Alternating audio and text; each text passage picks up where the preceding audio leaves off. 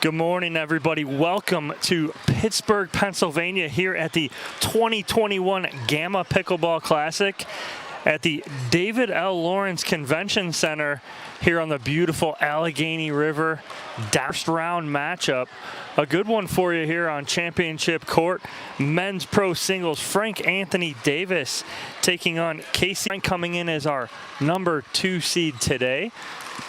They are getting ready to start. Inga Carr is our USA Pickleball referee on court for us early this morning. Thank you guys for joining us bright and early, 8 o'clock here local time. If you guys are up on the West Coast, you're up way too early because it's about 5 o'clock over there, I think, on the West Coast. But if you're up, welcome. We're getting ready to start. Frank Anthony Davis to serve to Casey St.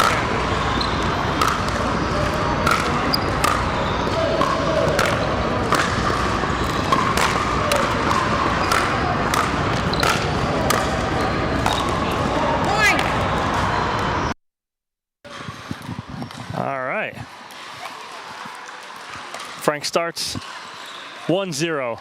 Sorry about that.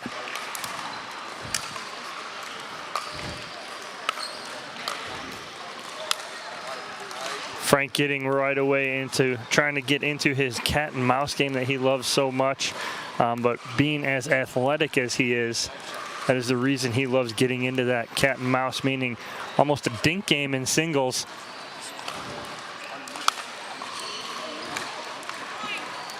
Sienkiewicz trying to be a little too perfect there. When you're playing the number 2 seed, you're trying to do maybe just a little too much instead of just keeping it in play right now.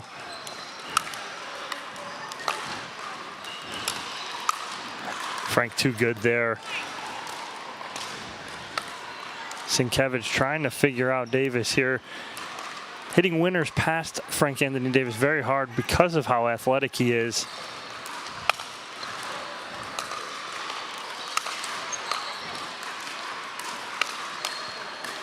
Nice get by Davis right there. And a quick 5-0 lead here for Frank Anthony Davis. Sienkiewicz takes his first time out. Has not had a side out yet. Frank has started serving and scored 5 straight here. Again, welcome, good morning from the 2021 Gamma Pickleball Classic here in Pittsburgh, Pennsylvania. Dominic Catalano with you, Boxcar Productions all weekend. Today we have men's pro singles and women's pro doubles. Tomorrow will be followed by pro mixed doubles. And then we'll flip-flop today's schedule and Sunday's schedule, where we'll bring us women's pro singles and men's pro doubles to finish our weekend here at the Gamma Classic. Both players ready to go. Frank out to a quick 5-0 lead on his serve to start this 2 out of 3 to 11 first round matchup in men's pro singles. Unforced error out of the timeout from Sienkiewicz.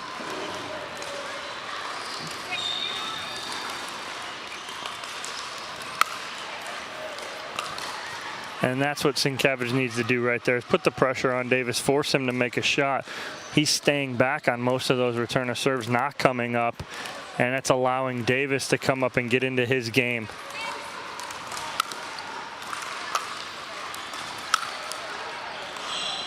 And a little wide there from Sienkiewicz, and side out to Davis.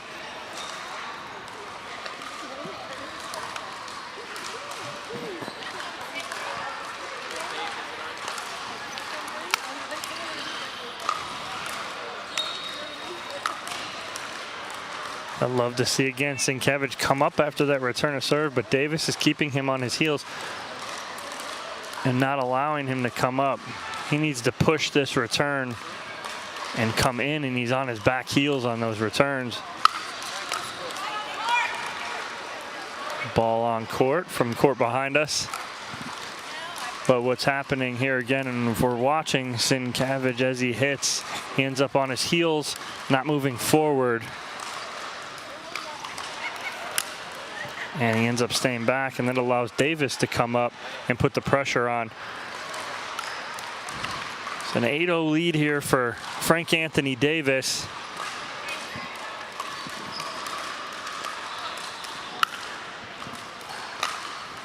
And great spot there from Davis. Down the line, and he's 2 points away from taking this first game.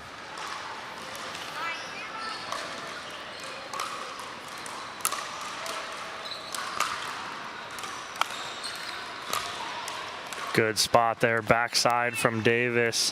Has Sienkiewicz moving to the middle.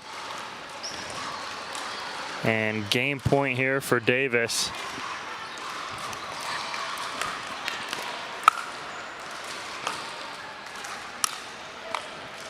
And Davis with the winner there, and it is a 11-0 shutout in game one for Frank Anthony Davis as he handles Casey Sienkiewicz here in the first game.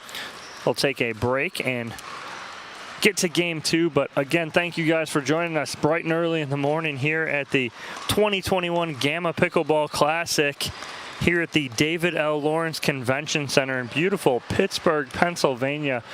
We are right on the Allegheny River at the Convention Center. Behind us is Heinz Field and PNC Park, homes of the Pittsburgh Pirates and Pittsburgh Steelers.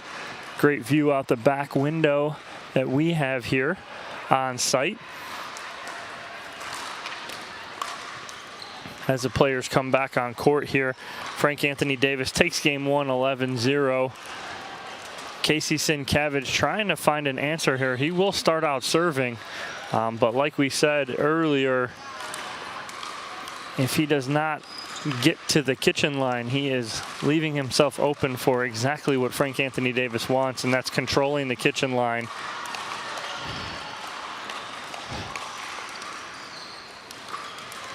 Inga Carr, our USA Pickleball certified referee here on Championship Court for our first match of the weekend on Championship Court. We will bring you women's pro doubles later on this afternoon around 12 o'clock.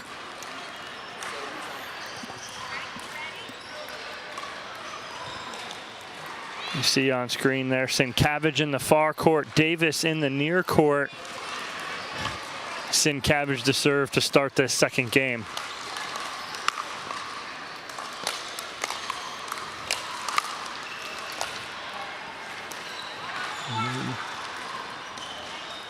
Ball was long from Sienkiewicz.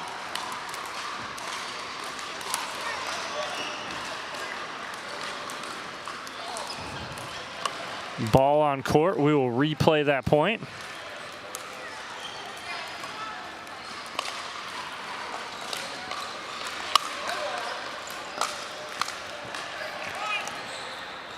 And Sienkiewicz on the board for the first time in the first two games.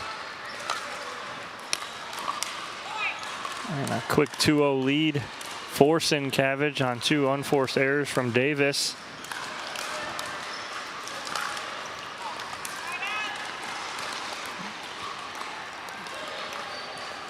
And side out on the error from Sienkiewicz.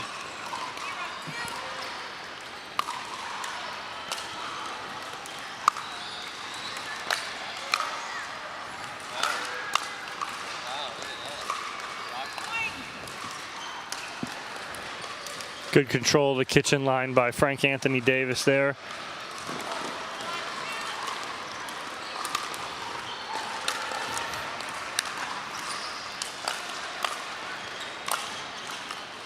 Oh, great job by Frank Anthony Davis there. Just hitting that soft drop shot as he had Sienkiewicz in the back corner.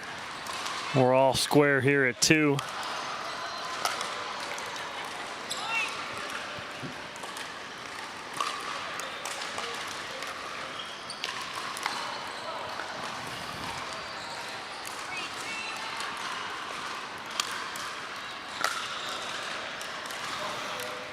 Unforced error from Sienkiewicz, and that 2-0 lead disappears, and is now a 4-2 Davis lead.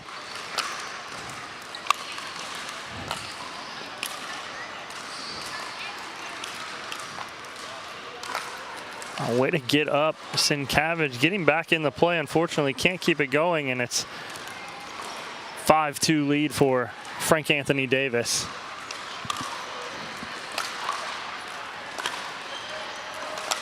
Great spot there by Davis down the line. Perfect placement. And a 6-0 run here for Davis. A timeout here from Sienkiewicz after he rattled off the first 2 points of the game. Davis answers right after the side out with 6 of his own, and Sienkiewicz wants to stop the bleeding there. Here at the 2021 Gamma Pickleball Classic, Pittsburgh, Pennsylvania. Beautiful day out this morning, 70 degrees and sunny. We are inside, but on the walk over from the hotel this morning, beautiful walk over, beautiful day out here in downtown Pittsburgh. Always a good time coming here. Good people, great organization running this event.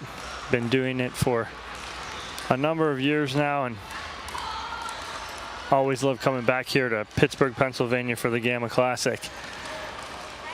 Players come back in. Davis to serve here, up 6-2 in game 2, trying to end this in 2.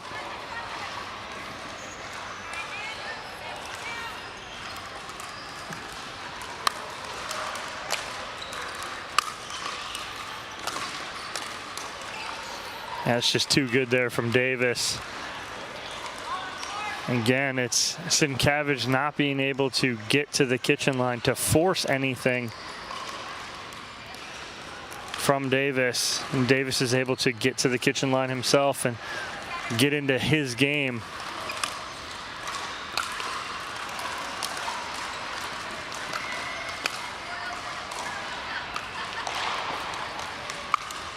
Nice gets from Sienkiewicz to keep himself in that point, but Davis had control and continues his 8-0 run after the side out.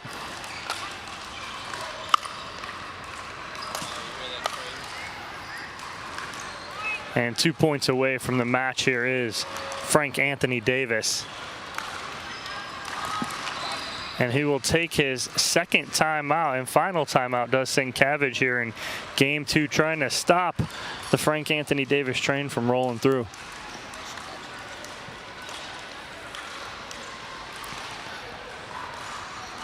But at this point right now, it's Davis on cruising in this second game after going down 2-0. Rattles off 9 straight.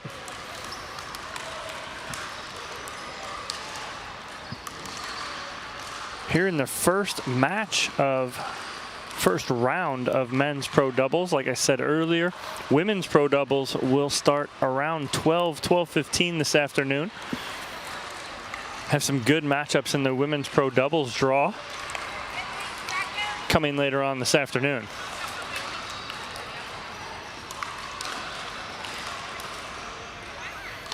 Time back in here. Inga Carr getting ready to call this match back into play. 9-2 Davis lead.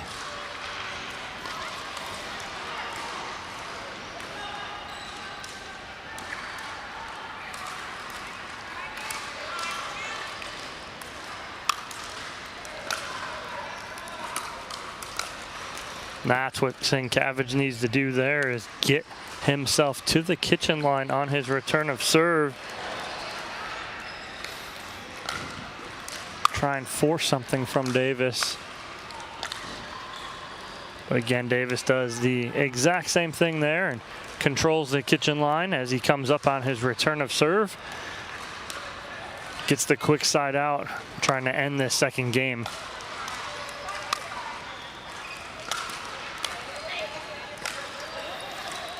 And Davis 1 point away from ending this match. Here in the first round of men's pro singles.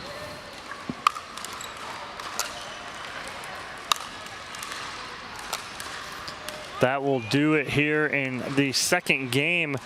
Going to Davis 11-2 after he took the first game 11-0. Here in the first round of men's pro singles.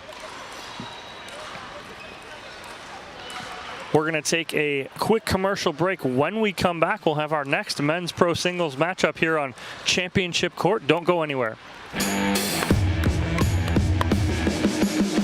Pickleball is an easy game to play, but it's a difficult game to master. There's so much you can learn from the camp, the correct way to hit a dink, the volley, or the serve. Each skill that we develop within the students' games is then implemented into live play. They can take home easy, simple ways to remember how to execute a shot. Everyone is going to have a great time. It's going to be well worth their while.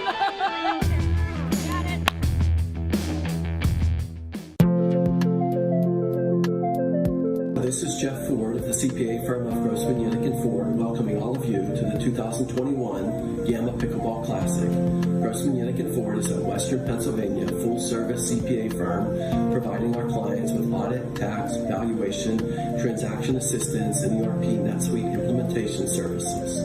We wish you all the best of success in the Pickleball Classic.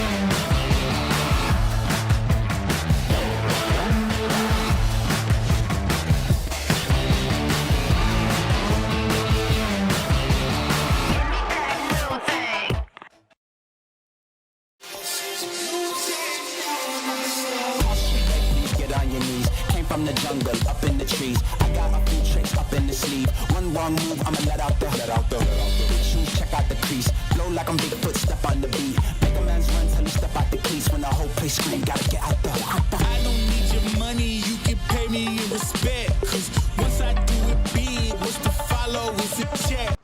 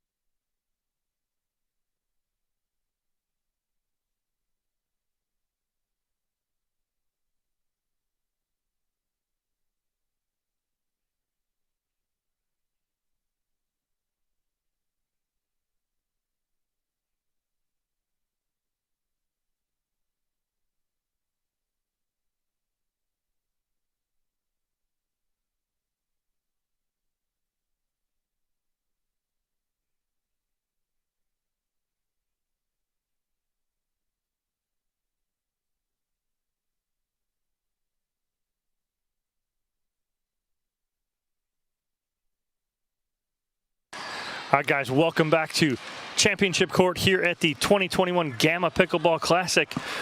Second round matchup, men's pro singles, Zach Apperson and Caden Seward battling.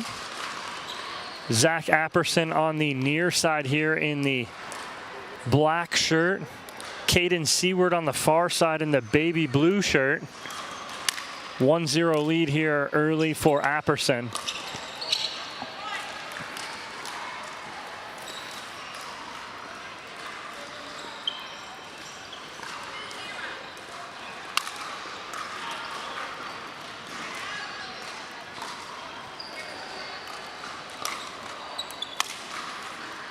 A little love from the net from Anderson.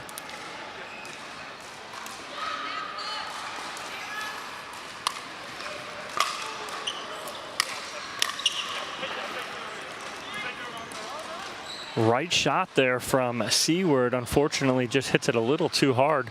Needs to just absorb that shot a little more. It's a perfect drop shot.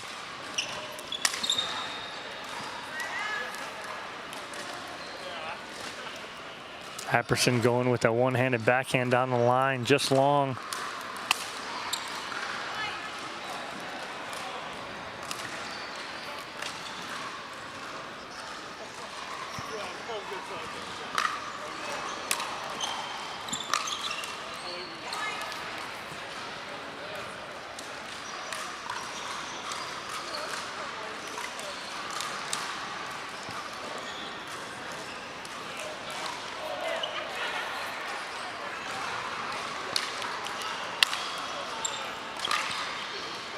Oh, and right back at him. Seward gets a little love from the net there.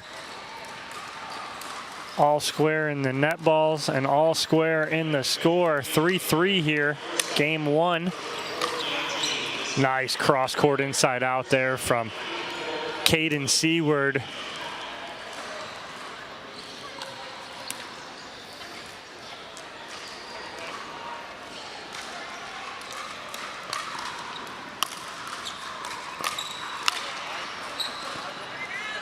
Nice job by Apperson finishing that as he pinned Seward to the corner.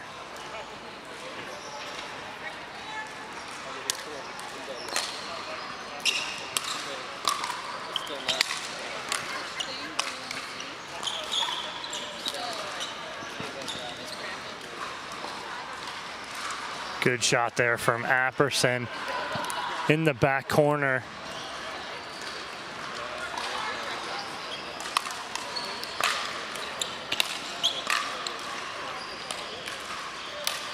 Nice job there from Seward going opposite with the overhead.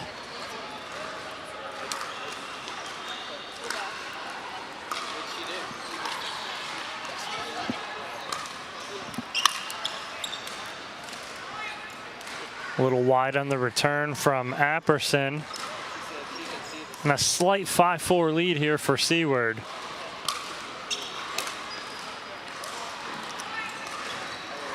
Two unforced errors there from Apperson and a quick timeout as Seward takes a 6-4 lead here in game one.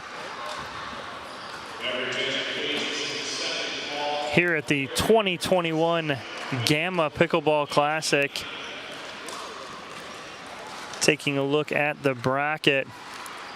Zach Apperson handling Michael Silvio in round one, 11-6, 11-0.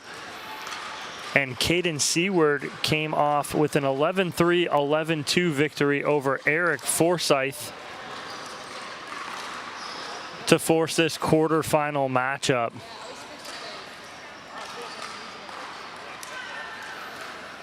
And time back in here.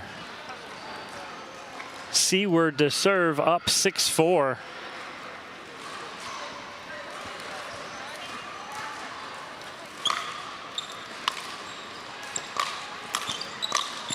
Great job there from Seward, taking that ball out of the air, not allowing Apperson to reset his feet and get back in position. Again, huge key in singles. Whenever you can take that ball out of the air, do. allows your opponent, doesn't allow your opponent to set up. Good side out there from Apperson, much needed to stop the run from Seward. Does not drop after it clips the tape.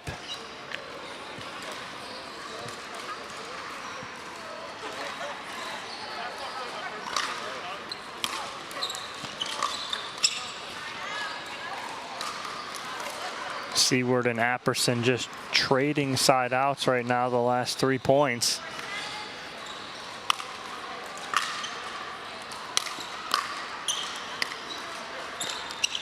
Nice drop there from Apperson, changing the pace of the game up there. Hitting a drop instead of a drive. Oh, is that the Pac-Man ball? Yeah. Oh, it doesn't take much, man. Apperson looking to the sky. He's had that one-handed backhand on the line a couple times, but he's missed it each of those times. It's weird that it's tracking it.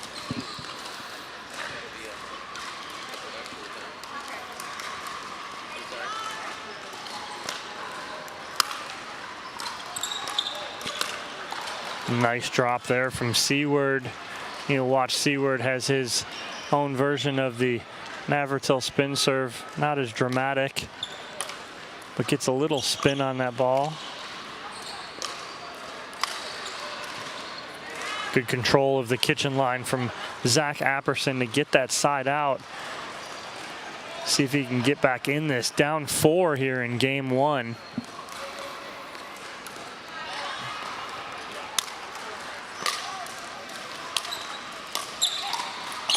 That's a great job there from Seward in controlling that point from the get-go. Keeping Apperson on his heels.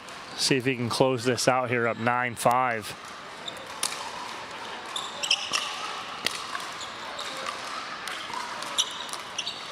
Great drop there from Seward, cross court.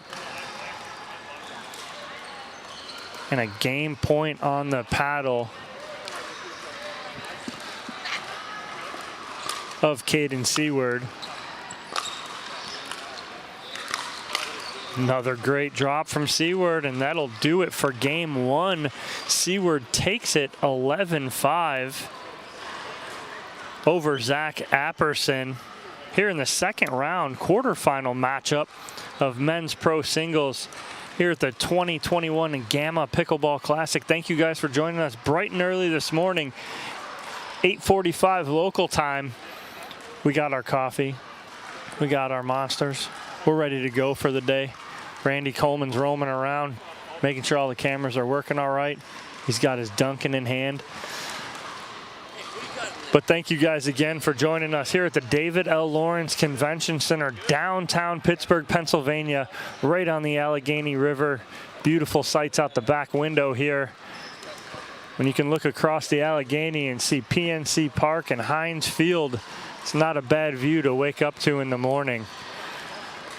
As Apperson and Seward get back on court, Seward trying to end this in 2 here as he will serve to start this match after taking, or this game after taking game 1, 11-5.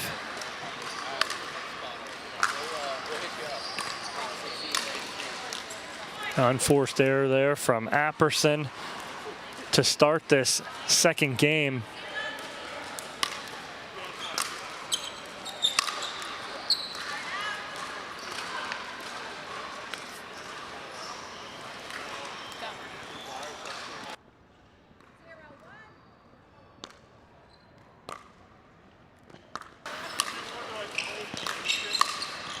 Nice job there from Seward, cross court.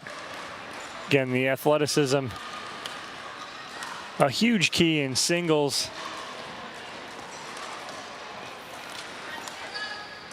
Being able to control that kitchen line.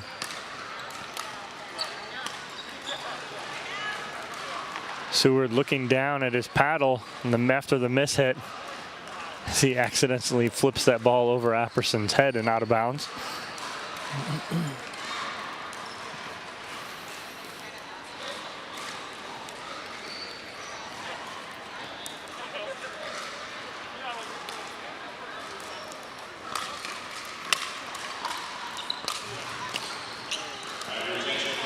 Again, right idea from Seward, trying to just drop that in. Unfortunately, almost mishit it towards the handle. Doesn't drop, and we're square at 1 early in game 2. Great job there from Apperson, being able to recover and get to the kitchen line into that cat and mouse game and take the early lead here.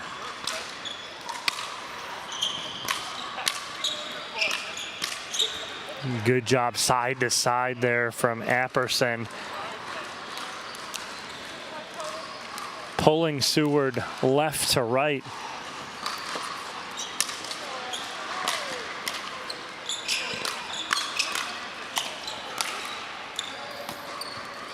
Good finish there from Apperson to take a 4-1 lead here in the second game. Maybe one more and a timeout from Seward.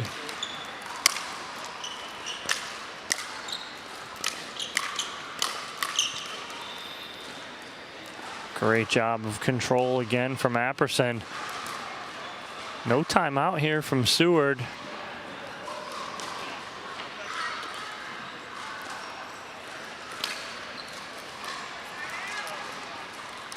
Long on the serve.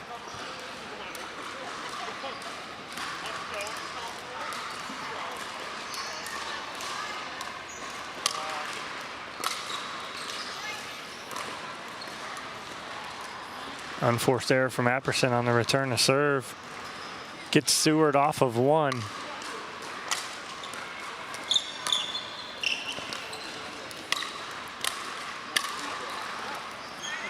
Great setup by Seward. Unfortunately, not able to execute and finish that.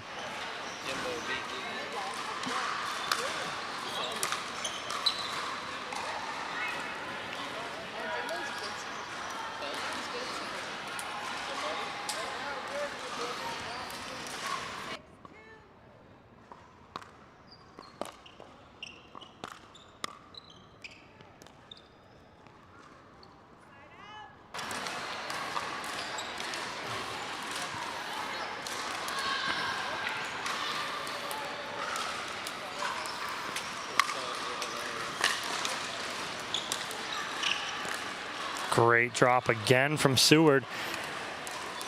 Has a good third shot drop there. Almost every time he's used it, he's been successful with a great shot there again too, going that inside out cross court. Cuts into that lead.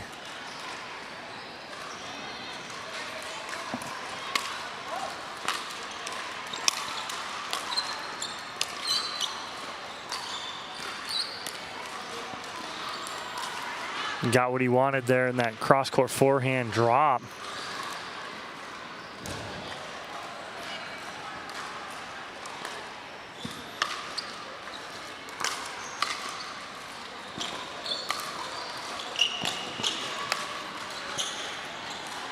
Great effort from Apperson on the backside there. Just being able to get to 2 of those balls. Unfortunately, Seward in control of that whole point.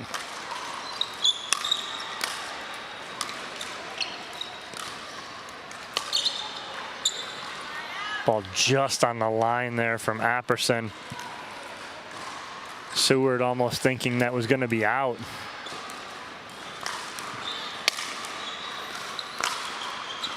Just wide down the line from Apperson.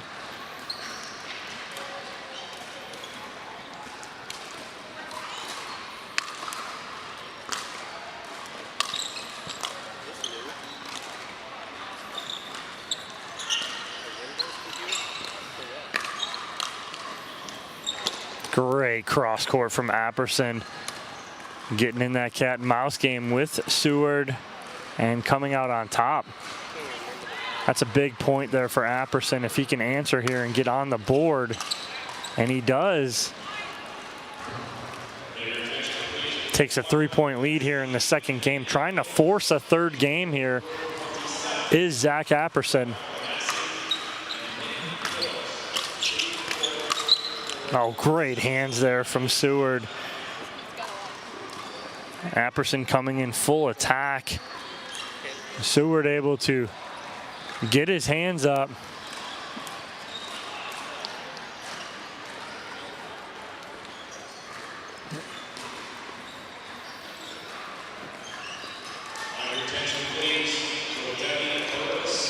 We have a stoppage in play here. A wet spot on the court, but seems to be all straightened out. Seward to serve.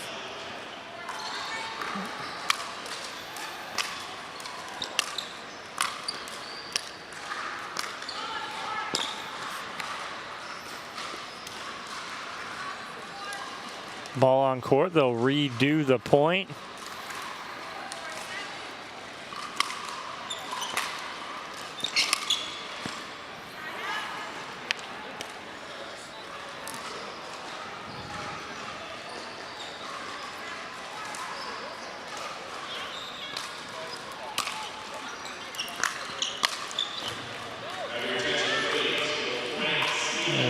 As they trade side outs here, does Seward and Apperson.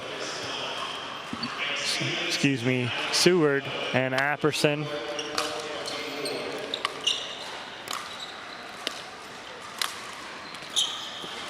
Seward trying to get into that drop shot right there, and unfortunately a little high.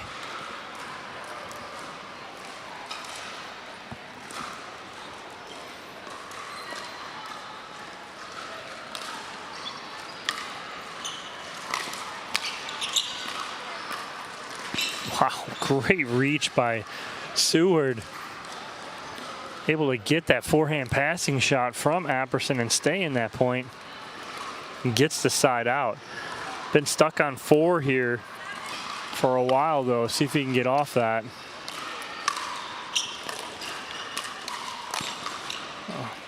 And he does.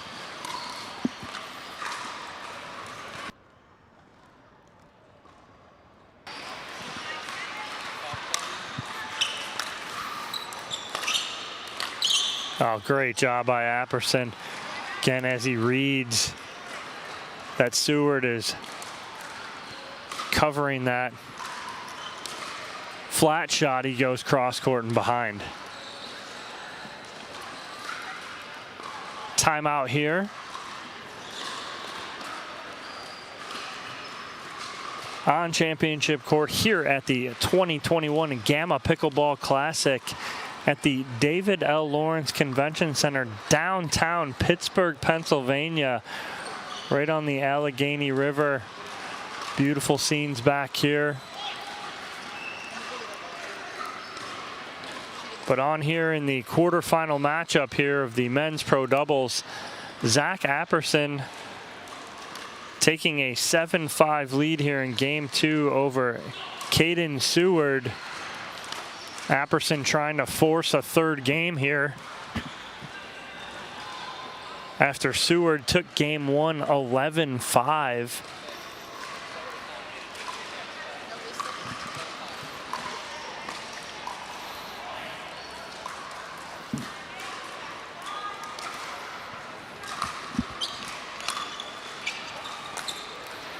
Good return there from Seward. Out of the timeout.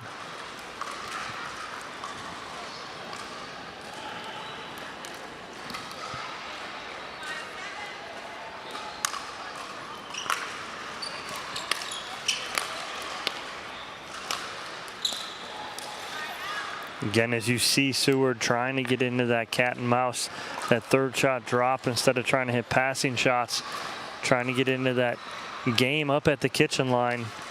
Just a little high on his thirds. On the opposite side, you see Apperson trying to hit passing shots.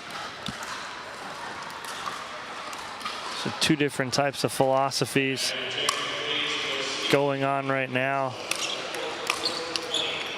You see Seward trying to get into that passing shot, but Apperson just too long there, able to close the gap, put that ball away.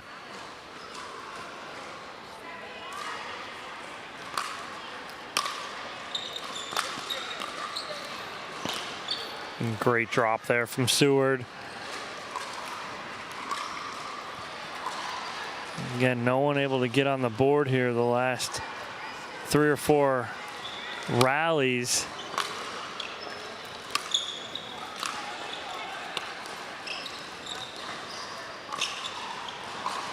That's it right there. That's what Seward wants, is to get into that cat and mouse drop shot dinking rally in singles. It's to his advantage with his angles he creates. There goes again, good drop. And gets that cross court right there. And that's the key for Seward right now, is making sure he can drop that ball in front of Apperson so that it drops in and he's not able to get that out of the air.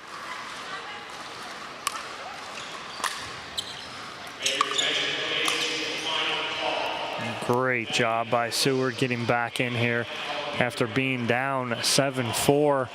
He answers with a 4-0 run of his own to take the lead at 8-7.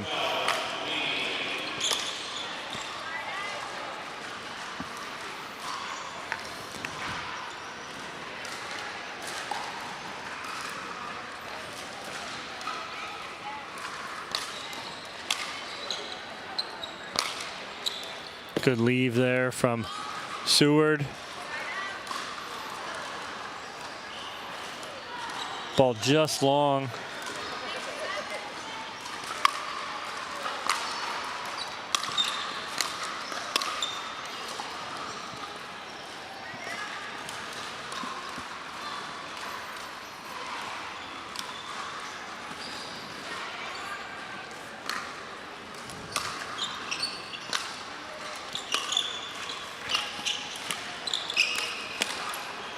Seward was there. Great play from both players, though. Good serve from Apperson right out of the gate, putting Seward on his heels.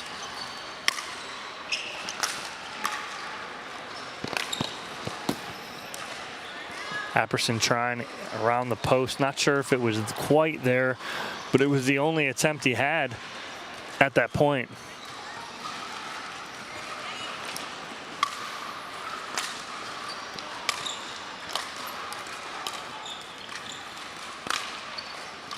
Gets it there, goes around the post. Beautiful shot from Zach Apperson. Just too much of an angle from Caden Seward.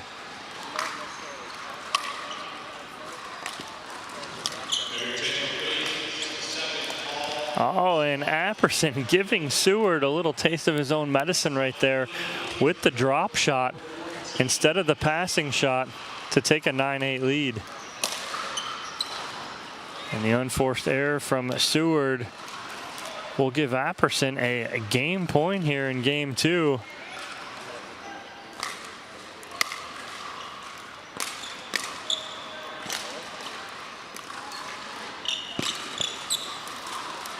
Apperson gets there, unfortunately not able to convert, and Seward holds off.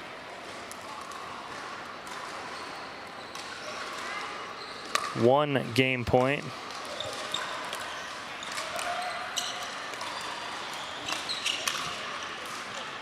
Oh, great backhand from Seward. And he's 1 point away from tying this up at 10.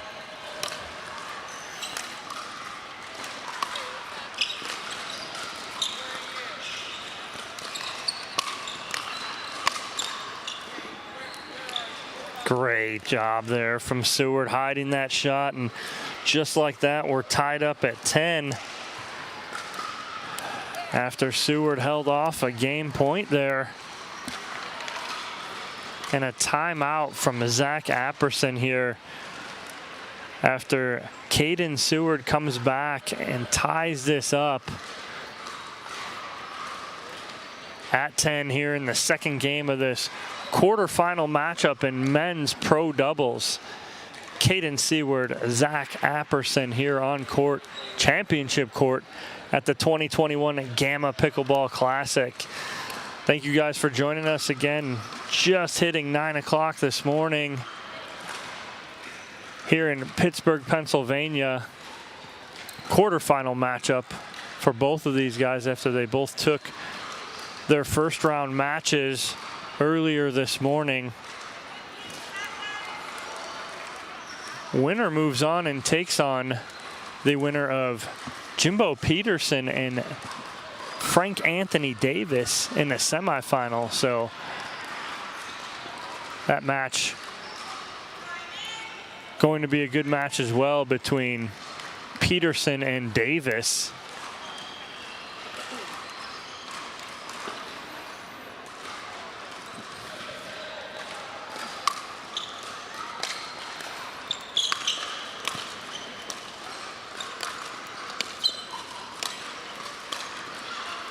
Right idea there from Seward, trying to go back cross court, just overhits it a little bit, and a big side out there from Apperson, stopping the momentum of Seward.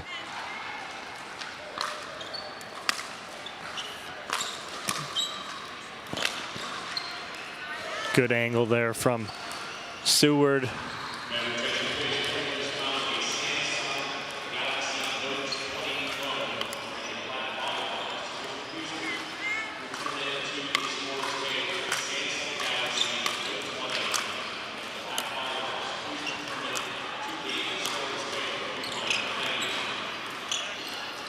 Good shot there down the line from Zach Apperson on a great cross-court drop from Caden Seward.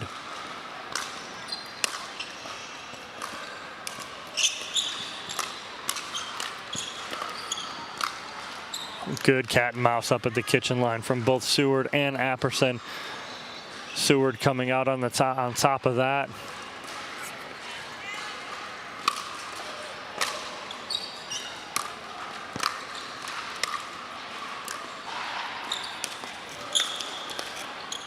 Oh, going backside is Apperson. Beautiful shot there.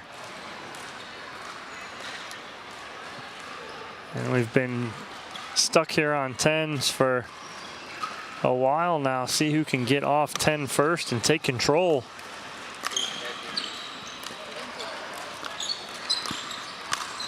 Oh, good close out there from Caden Seward. And yet again, another side out.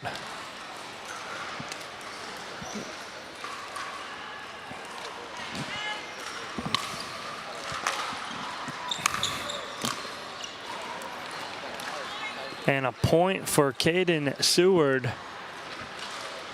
And match point on his paddle now after he held off Zach Apperson from a game point. And Apperson does the same and saves one match point.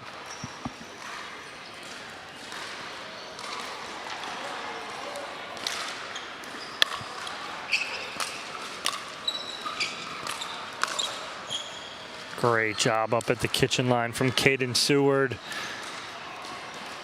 to earn himself a second match point here in game 2 and earn his right into the men's pro singles semifinal. Oh, just when you thought Apperson was down and out, battles back through that point to fight off another match point. Good pressure serve from Apperson, and all tied at 11.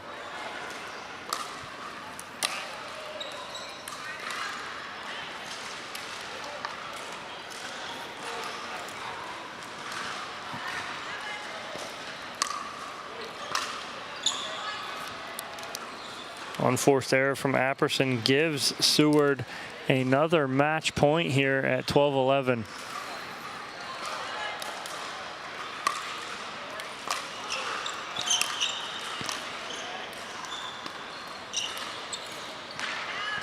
Just wide down the line from Seward.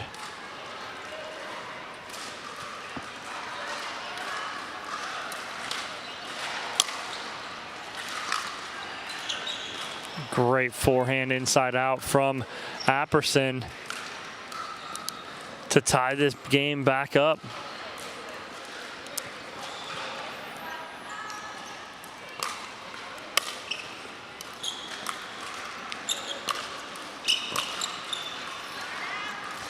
And the angles created by Seward have been spot on throughout this match.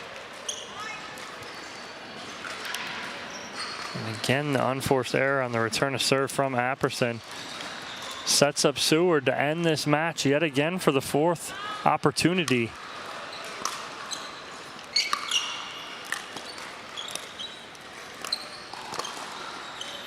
Key right there again from Apperson is taking that ball out of the air and not letting Seward be able to set up.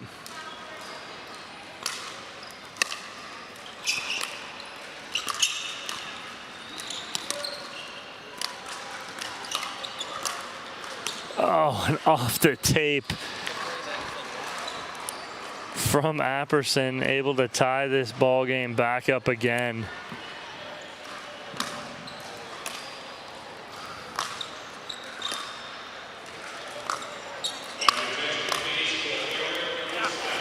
Good ball there from Apperson, and now he earns his 2nd game point here to try and force a 3rd game.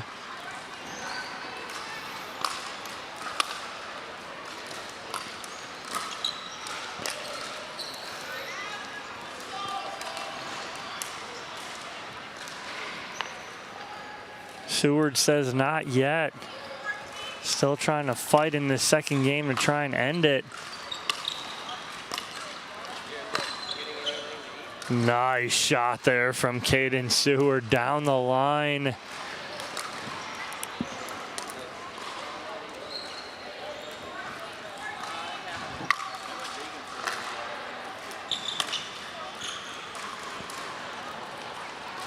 Just wide with the 2-hander down the line by Seward.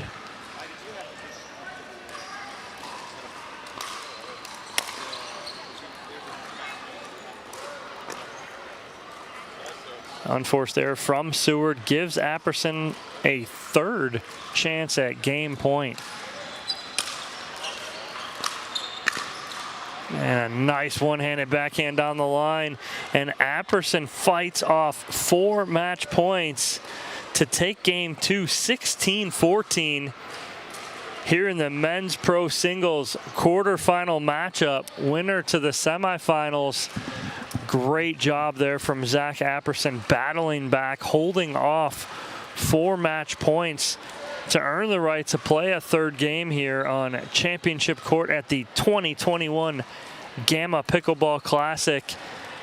And Dominic Catalano here, Boxcar Productions all weekend. Men's pro singles and women's pro doubles today. Tomorrow, mixed pro doubles, followed by women's pro singles and men's pro doubles on Sunday. We'll be here all weekend with you guys. Thank you guys for joining us just after 9 o'clock local time. If you're on the West Coast, good morning, bright and early, 6:15 almost a.m. in the morning out west. We appreciate you guys joining us from out there as well. If you're up,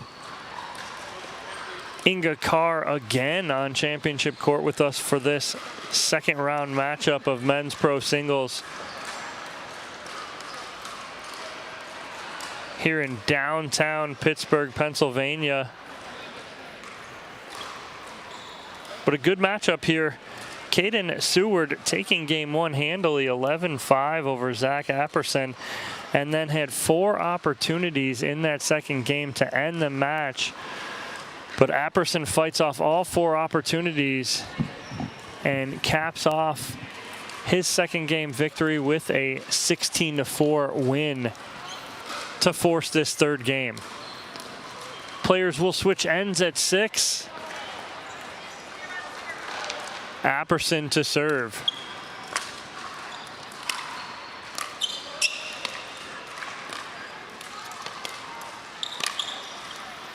Great control there from Seward. Down the line with the backhand a few times.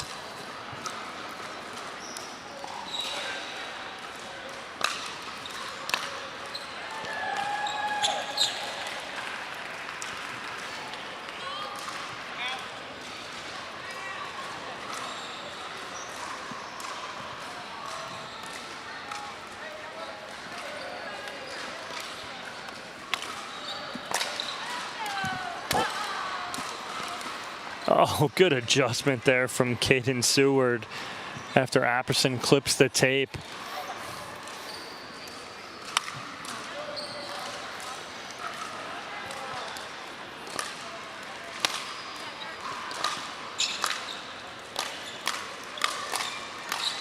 Oh, good defense there from Apperson, but just a little too much attacking from Caden Seward.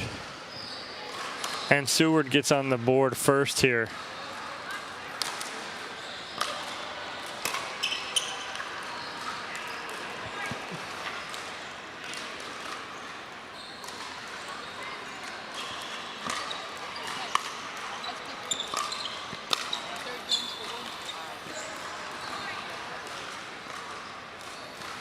And 3 quick points here from Caden Seward.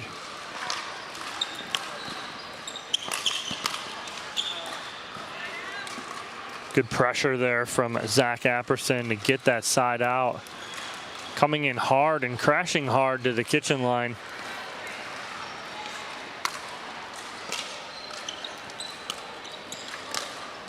A great backhand from Caden Seward.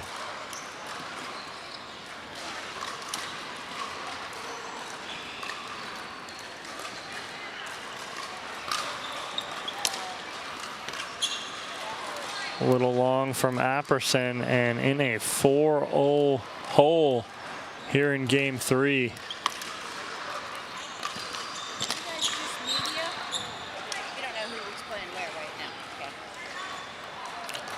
A 5-0 lead for Caden Seward here in game number 3. 1 point away from the end change and control is Caden Seward. Zach Apperson trying to stop this run here in the 3rd game. A spot in the semifinals on the line here at the 2021 Gamma Pickleball Classic for men's pro singles here on Championship Court in Pittsburgh, Pennsylvania. The David L. Lawrence Convention Center, downtown Pittsburgh. Players both back on court here.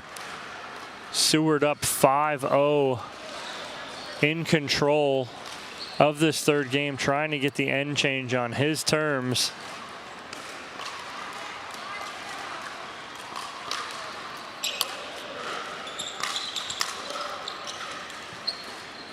Good reach from Apperson, controlling that point from the get-go, getting that side out.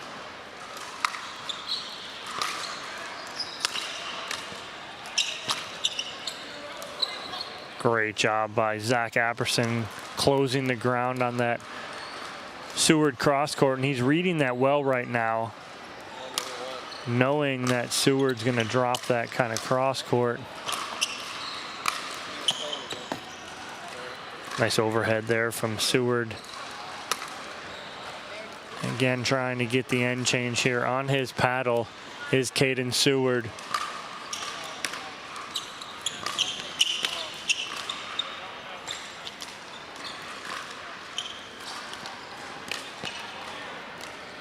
Way to get back in that point by Seward. Unfortunately, Apperson able to force the unforced error. Oh, nice passing shot on the forehand side for Zach Apperson. Trying to inch back closer to Seward, who took a 5-0 lead here in this 3rd game.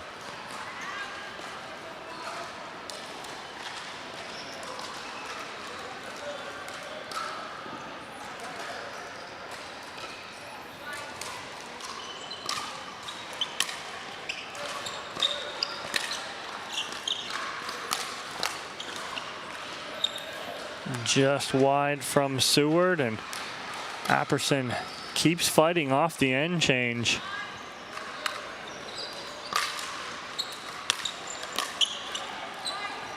Passing shot there from Apperson. That's what you're seeing, the conflicting styles between Apperson and Seward. Apperson trying to hit more passing shots, Seward trying to hit more drop shots.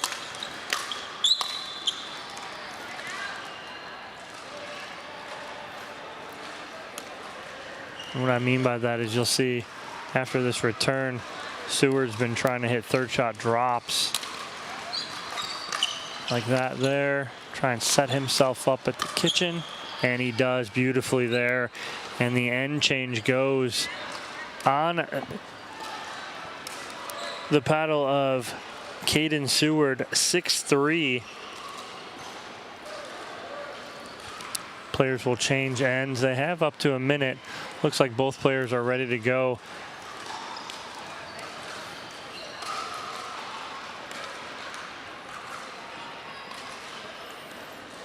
Inga Carr ready to call score as these players not taking the full minute. Ready to go on the end change. 6-3 lead for Caden Seward.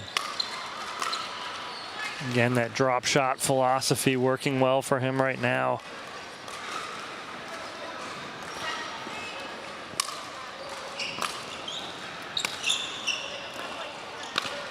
Great job again. Good pressure from Seward.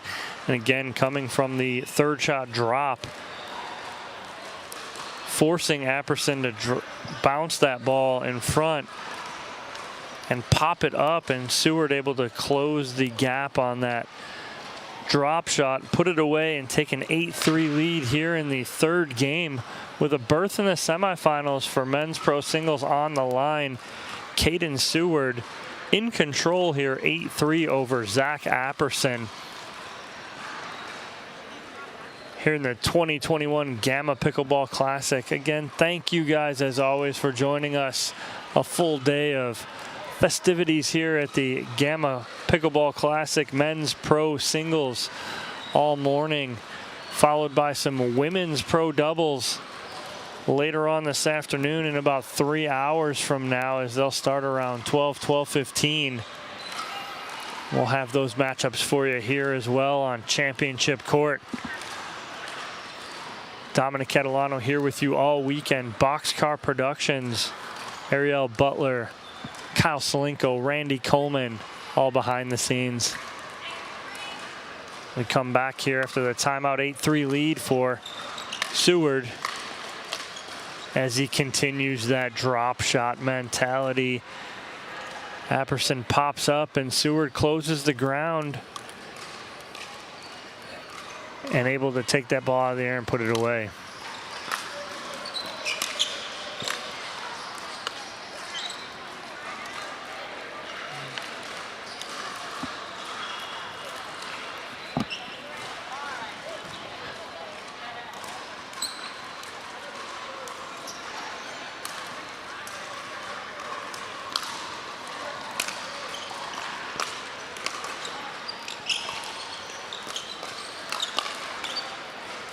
Good recovery from Zach Apperson as Caden Seward had him on the ropes, but able to recover, get to the kitchen line, and control the rest of that point.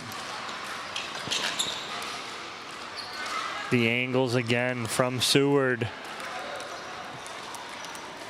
creating problems for Apperson.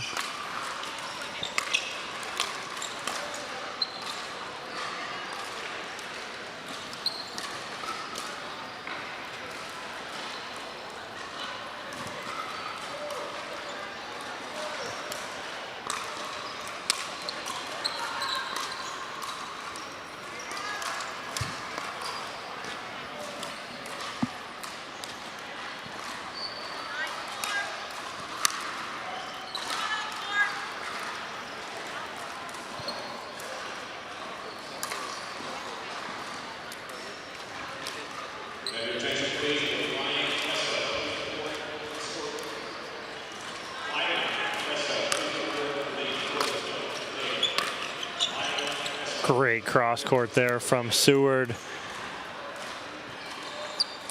And just like that, Seward has a match point on his paddle, up 10-4 here in game 3. Great shot from Apperson to fight that off. Dotting the sideline there. Maybe a little closer than he wanted, but it works.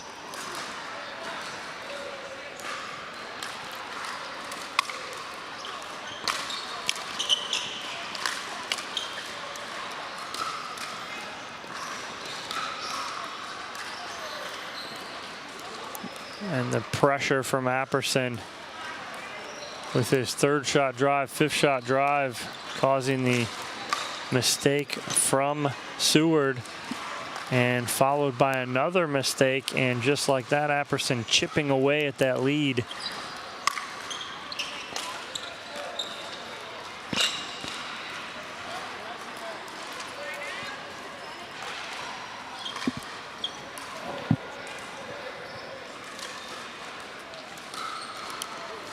Side out to Seward.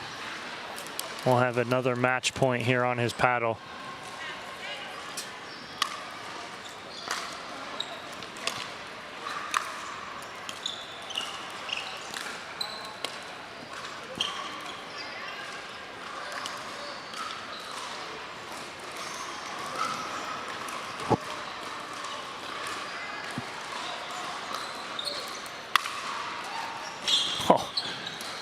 Rip return a serve there from Caden Seward.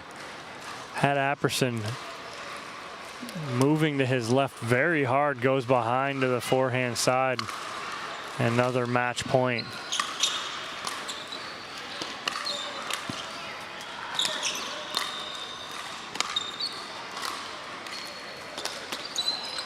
Great work there from Caden Seward, but Apperson in control, able to move Seward sideline to sideline. Some incredible gets there from Caden.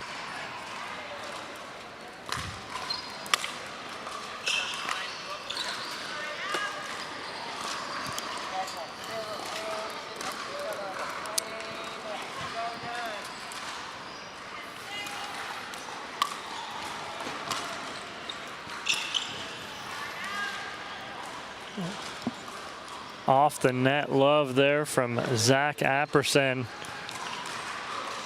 Again, Apperson, the master of fighting off match points. Did it 4 times last game and 4 times already this game. But eventually something might have to give here for Seward, as this is his 5th match point here in this second game.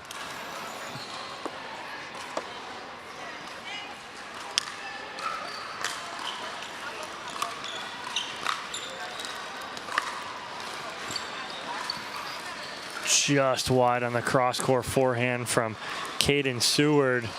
And Anderson still on life support here, down 6-10 in game 3. And no bounce for Seward.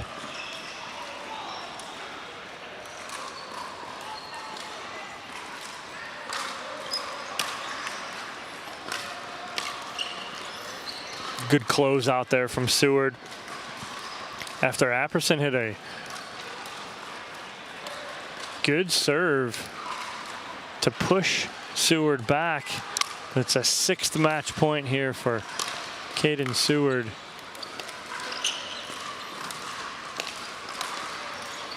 And just wide on the backhand overhead. And that will end this 3rd game and match. Seward takes game 3, 11-7. Great job by Zach Apperson as well.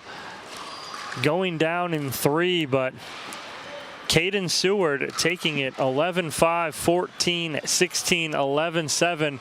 We're going to take a quick commercial break. When we come back, we'll have our next matchup here on Championship Court at the 2021 Gamma Pickleball Classic.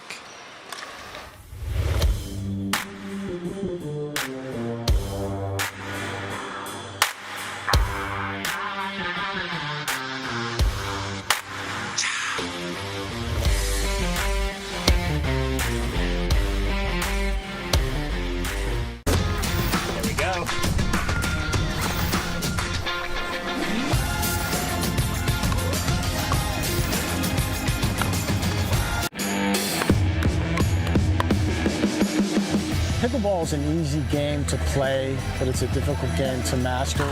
There's so much you can learn from the camp, the correct way to hit a dink, the volley, the serve. Each skill that we develop within the students' games is then implemented into live play. They can take home easy, simple ways to remember how to execute a shot. Everyone is going to have a great time. It's going to be well worth their while.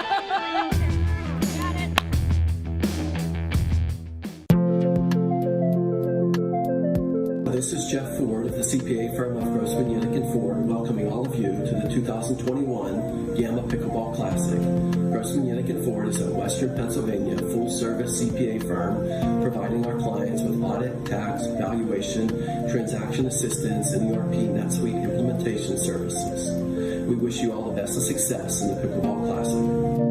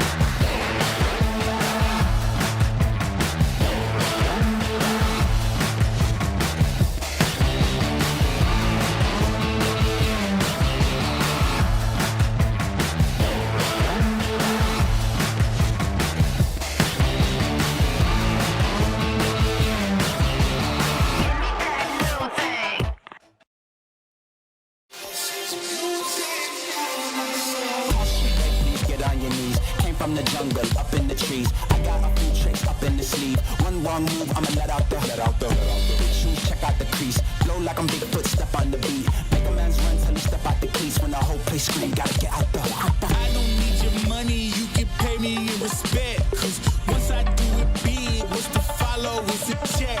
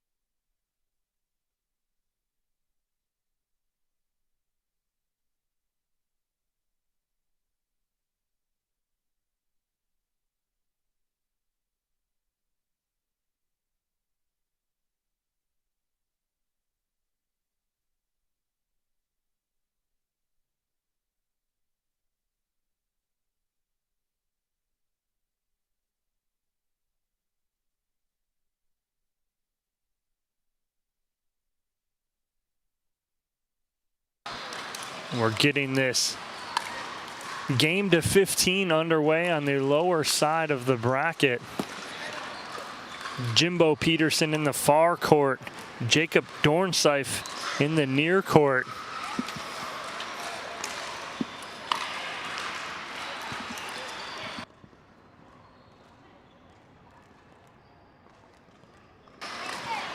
Jimbo Peterson out of West Virginia. Jacob Dornseif out of Wilmington, Delaware. College tennis player.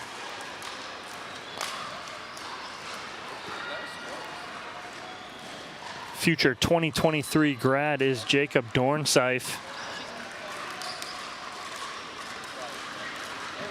Like I said, from Wilmington, Delaware. Oh, and a little love off the net there for Jimbo Peterson. They take a 4-0 lead here in this game to 15. Big side out here for Dornseif if he wants to stay in this. Peterson almost a third of the way there.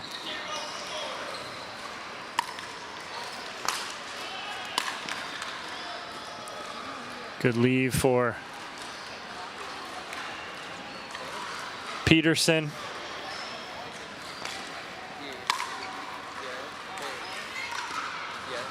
And a very quick 5-0 lead here for Jimbo Peterson in this consolation matchup. One game to 15 players. Will switch ends at 8.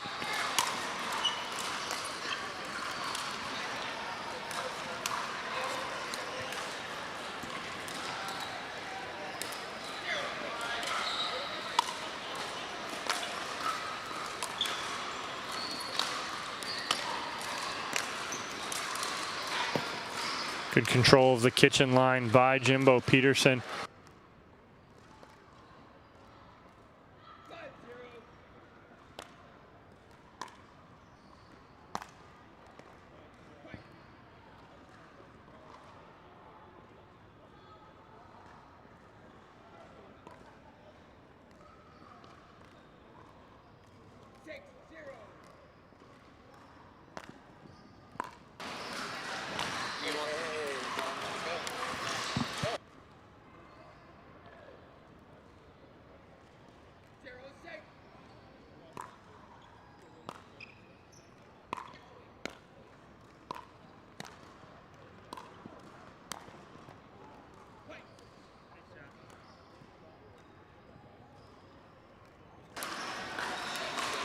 Dornseif on the board here, 1-6.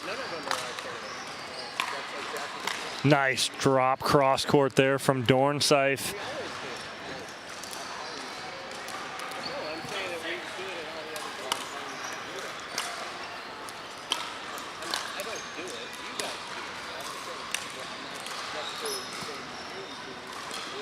Good cross court inside out from Jimbo Peterson.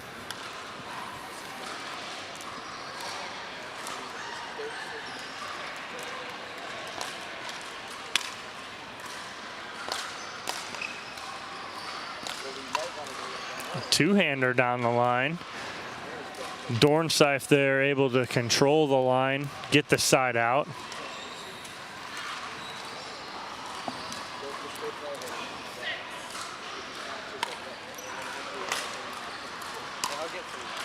Ooh, just misses cross court. Does Dornseif on the drop shot.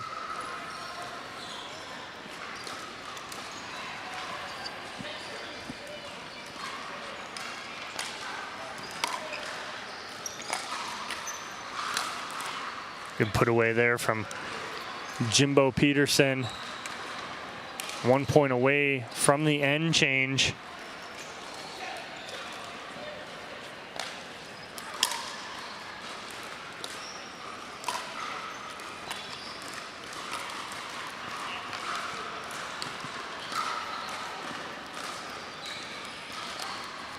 Dornseif using his length to not let those balls drop in the kitchen, keeping Peterson on the move.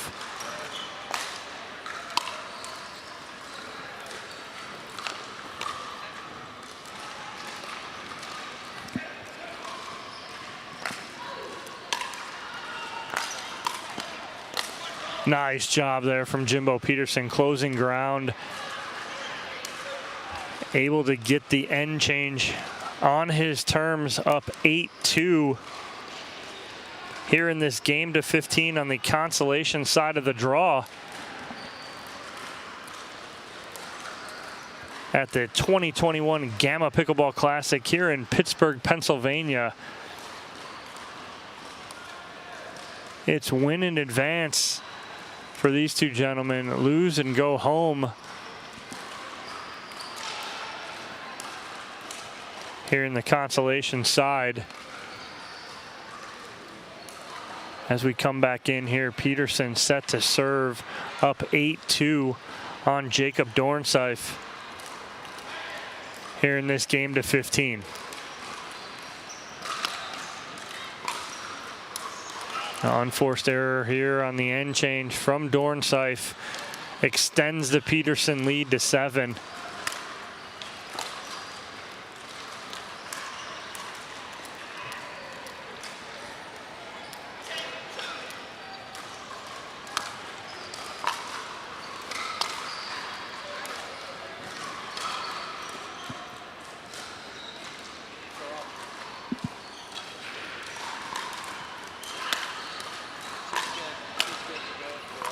Nice job by Peterson, keeping Dornseif back.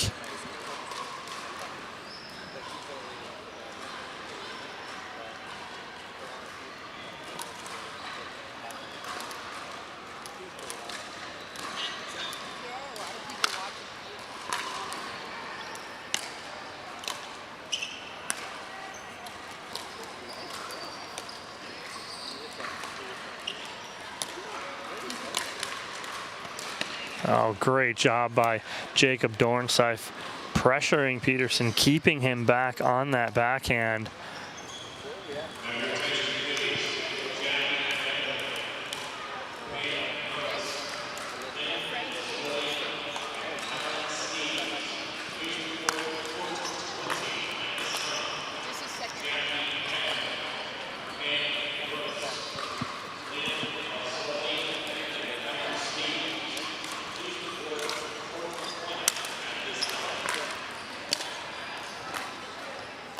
Oh, good drop there from Jacob Dornseif.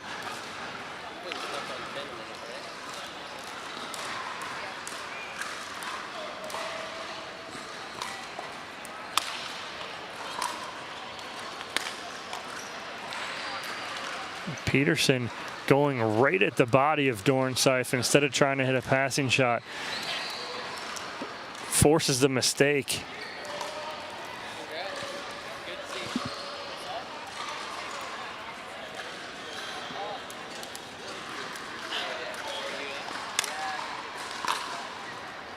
Two return to serve errors from Dornseif, and Peterson back up by 8 here in this game to 15.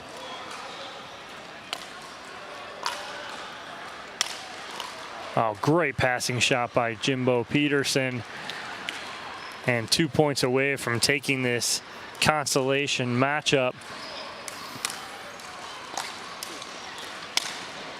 Oh, another winner there from Jimbo Peterson. And it is game point, match point on his paddle here, 14-4.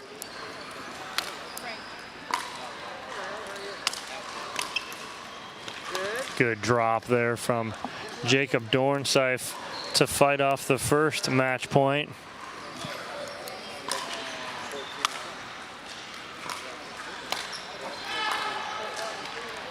Good passing shot there from Jacob Dornseif.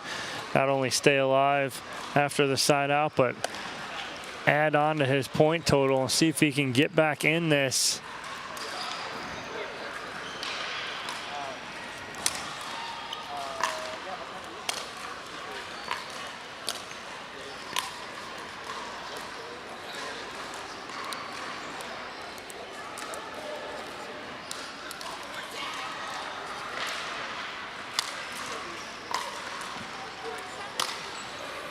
And just a little too much Jimbo Peterson in this game to 15 as he takes it 15-5 over Jacob Dornseif. That'll do it for Jacob Dornseif's day, as Jimbo Peterson will move on. We're going to take a quick break. When we come back, Caden Seward, Frank Anthony Davis here on Championship Court. Don't go anywhere, guys.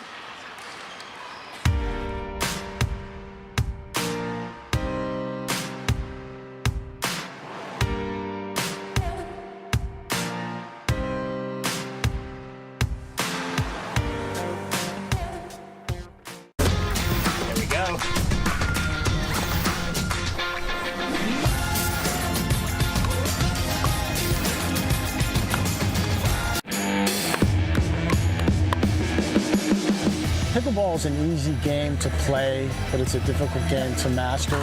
There's so much you can learn from the camp, the correct way to hit a dink, the volley, the serve. Each skill that we develop within the students' games is then implemented into life play. They can take home easy, simple ways to remember how to execute a shot. Everyone is going to have a great time. It's going to be well worth their while.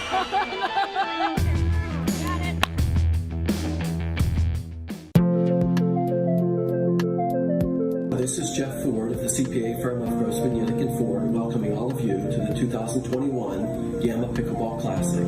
Grossman, Yannick & Ford is a Western Pennsylvania full-service CPA firm providing our clients with audit, tax, valuation, transaction assistance, and ERP NetSuite implementation services.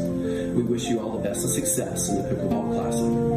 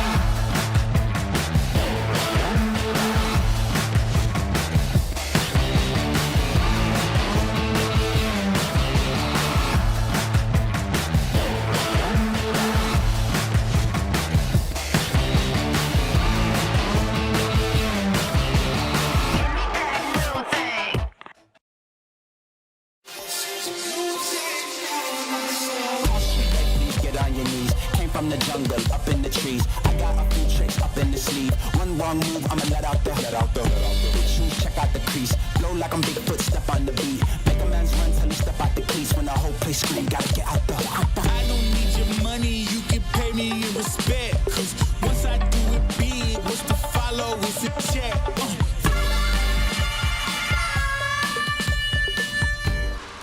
Back here in Pittsburgh, Pennsylvania, that shot outside of PNC Park, the Roberto Clemente statue. Beautiful scenery outside of PNC Park there. But we are back here in the David L. Lawrence, the 2021 Gamma Pickleball Classic. Back here on Championship Court, Frank Anthony Davis taking on Caden Seward here in the men's pro doubles, or men's pro singles draw, excuse me.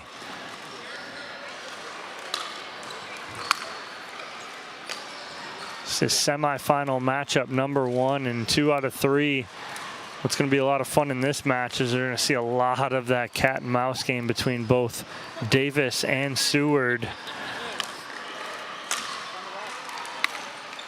Oh, and just right on cue, Davis goes winner down the sideline.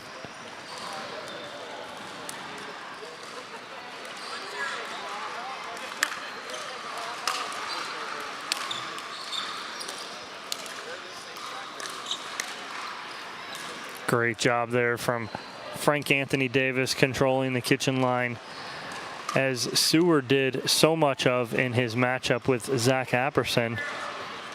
Be a little different kind of game plan here against Frank Anthony Davis, as gets a little luck off the tape and a 3-0 lead here for Davis.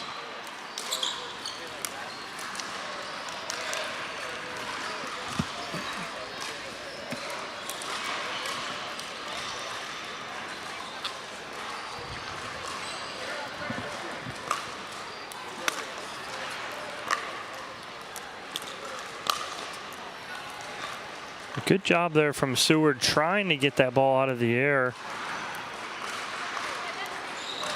That's what he's going to have to do more of to force Davis off balance.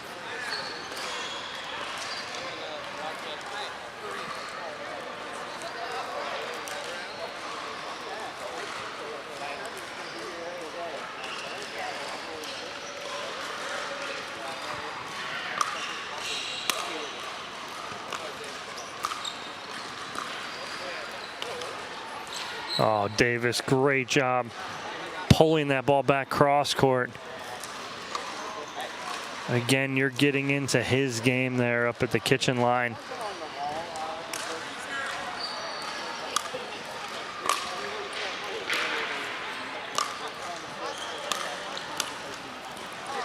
And Frank just forces those mistakes.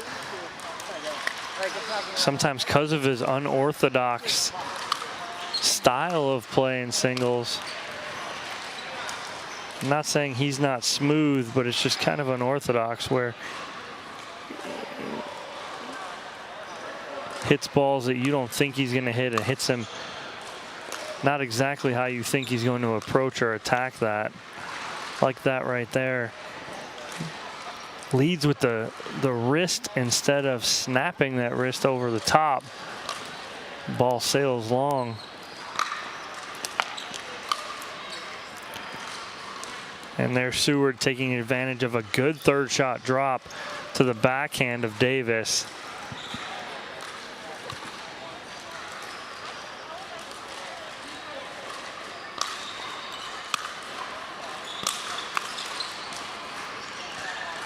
Much better job by Davis getting over the top of that ball, snapping that wrist down and getting that ball down.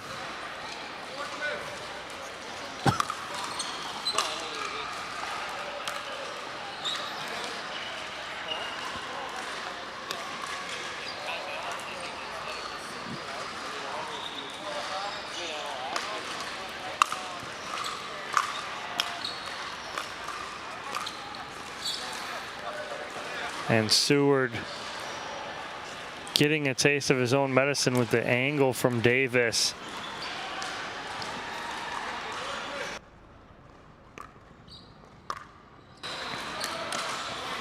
Just long from Seward, and Davis off of 4.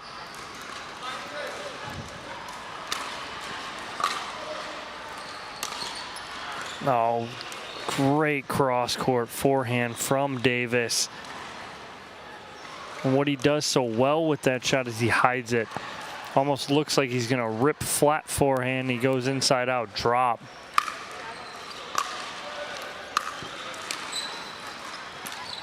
Oh, what a get there from Frank Anthony Davis. Seward thought he had a winner. Davis able to recover and get that tight cross-court angle and take a 5-point lead here in game 1. A little frustration there from Seward, trying to rip that a little too hard into the net, and Davis builds on his lead.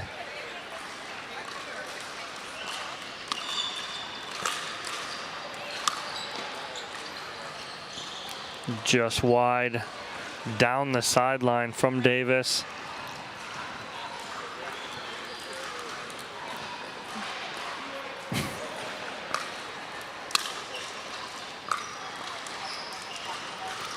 And that's what Davis does to, Seward wants to play that cat and mouse game, but Davis forces you to be perfect with it because he wants to get into that game as well.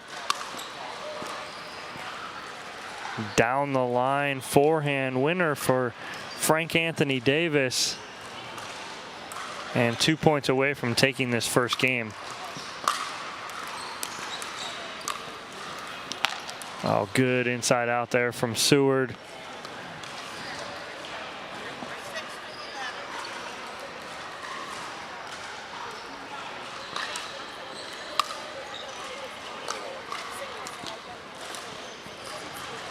Seward lunging at that ball, not letting that ball get to him. Gets out in front of it and ends up down in the net.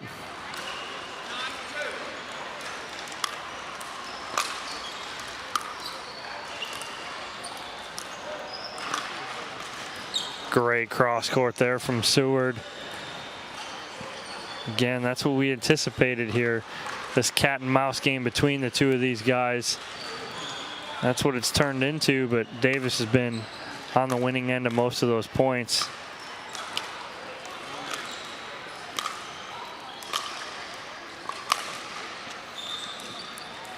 Davis with the big overhead.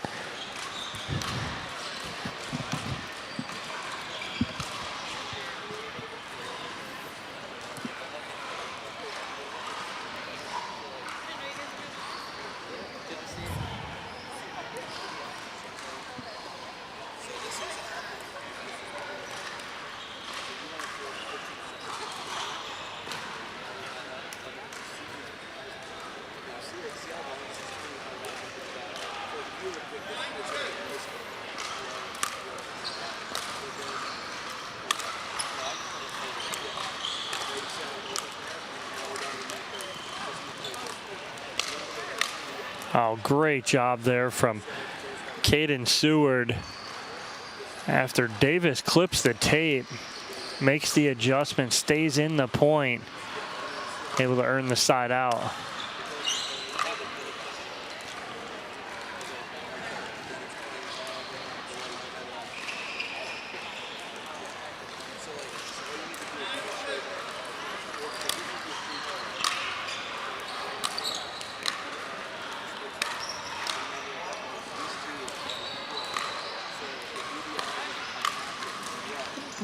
Just a little too much Seward right there, but great point by both of these guys.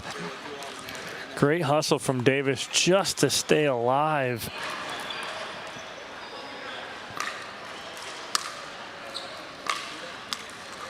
Good passing shot there from Caden Seward down the line to get off two. See if he can rattle anything together here and get back in this first game.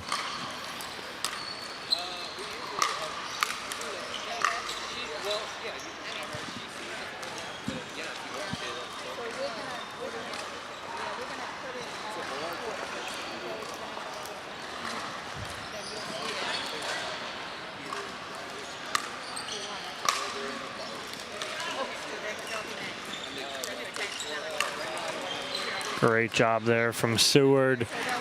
Able to make Davis commit one side or the other.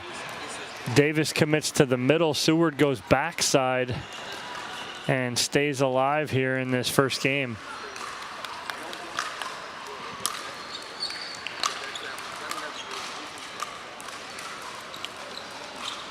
A little indecisiveness from Davis.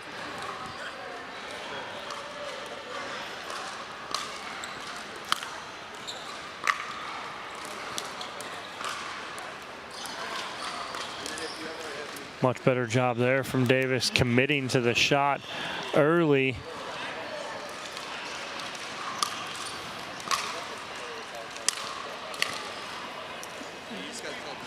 Seward didn't know if he wanted to let that go or play it. Last second tries to play it. Ends up hitting that out, and it's a game point here for Frank Anthony Davis in game number one.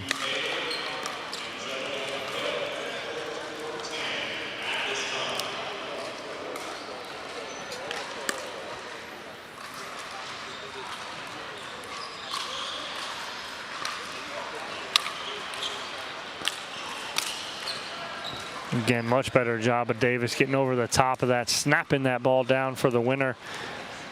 Another opportunity to end this first game for Frank Anthony Davis.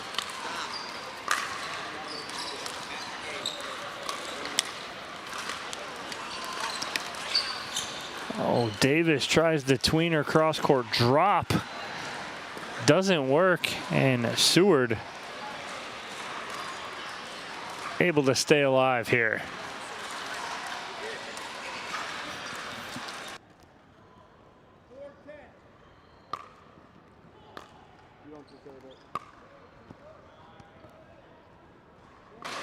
Seward with the winner down the line and continues to chip away at the Davis lead here in game one.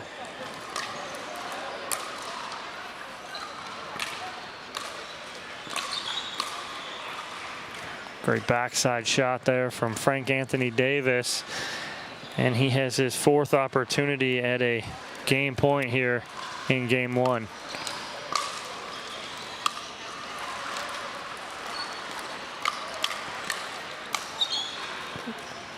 And Davis ends that little firefight up at the kitchen line with a winner and an 11-5 victory here in game number 1 here at the 2021 Gamma Pickleball Classic Men's Pro Semifinals.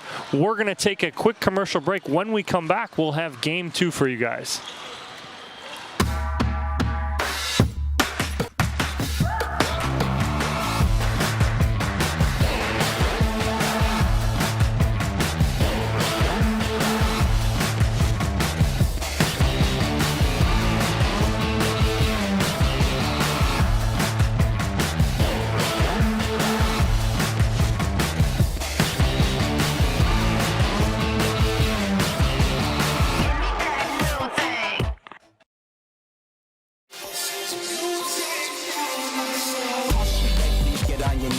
From the jungle, up in the trees. I got a few tricks up in the sleeve. One wrong move, I'ma let out the big shoes, check out the crease. Blow like I'm Bigfoot, step on the beat. Make a man's run till he step out the cleats. When the whole place scream, gotta get out the. I don't need your money, you can pay me in respect. Cause once I do it big, what's to follow is a check.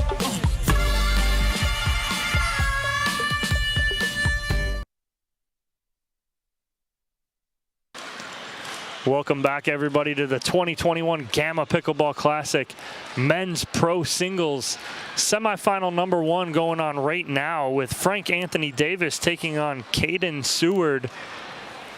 Davis taking game 1 11-5. Seward battling, fighting off 3 game points in that first game, but just a little too much Frank Anthony Davis. Seward to start, serving here in game 2. And that's exactly what Seward needs to do. I think if he's going to be successful, he needs to hit that drop shot cross court to the Davis backhand and not allow Frank to attack.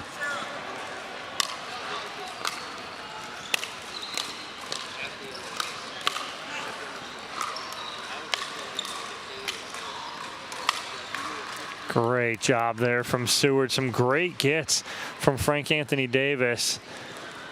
But Seward in control there to take a early 2-0 lead here in this second game. Men's Pro Singles semifinal number 1 here on Championship Court.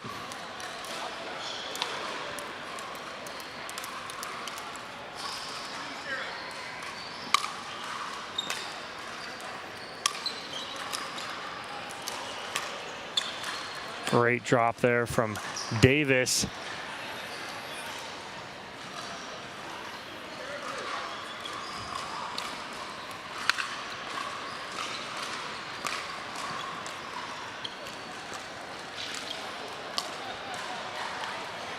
And there's that cat and mouse or dink game between Seward and Davis. Davis coming out on top, getting on the board.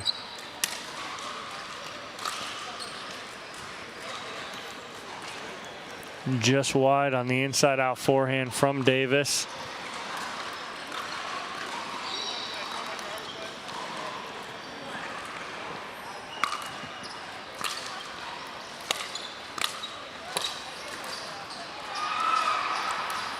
One thing that Davis does so well is he does attack, plays on his toes, tries to get everything he can out of the air, force the issue in the point.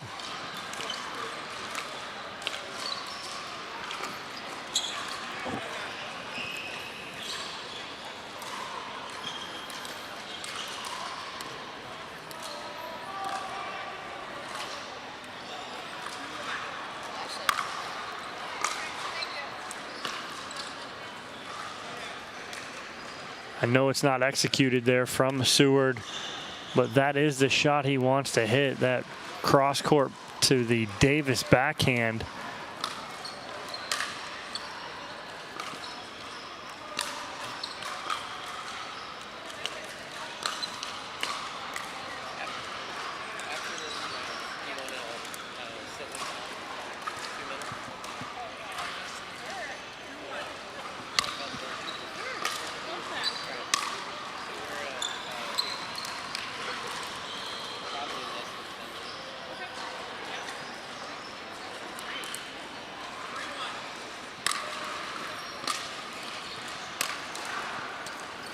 just misses that cross court. Again, great idea, great spot from Caden Seward.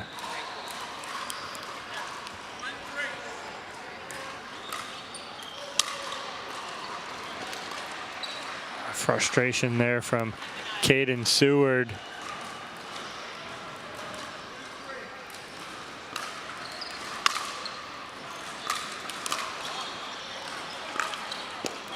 Good leave there. Davis trying to go flat down the sideline there.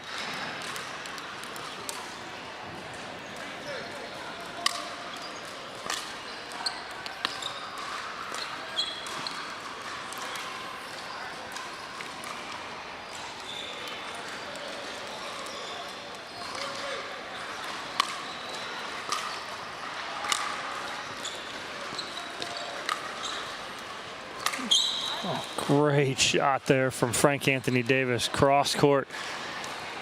Seward sliding into the boards, trying to get that ball back in play. Unfortunately, can't.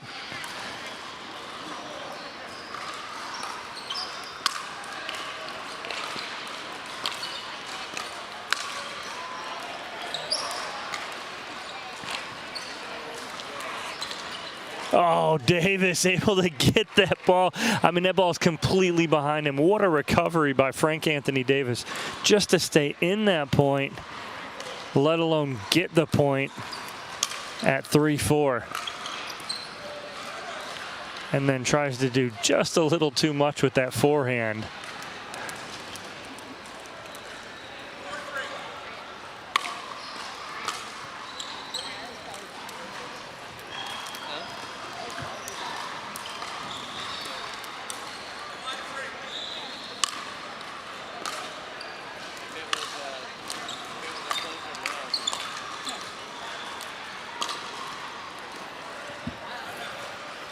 Good little battle there up at the kitchen line.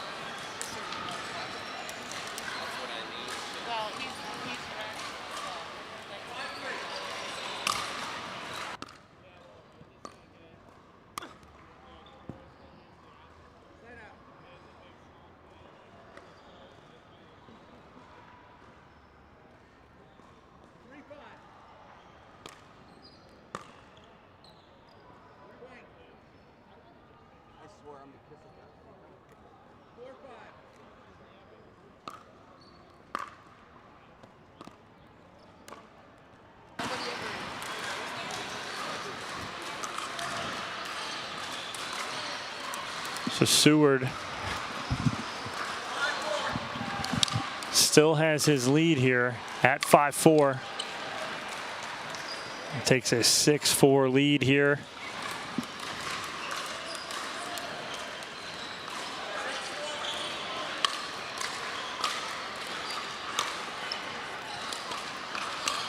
Oh, great backside shot there from Caden Seward.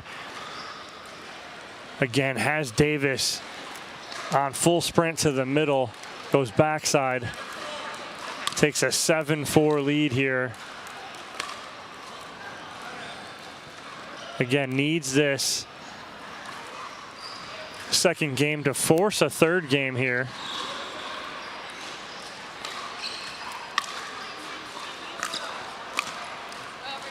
Again, same thing that Davis did in game one. Seward's doing there, not snapping that wrist up at the kitchen line to get that ball down. Kind of leads with the wrist. Ball flat.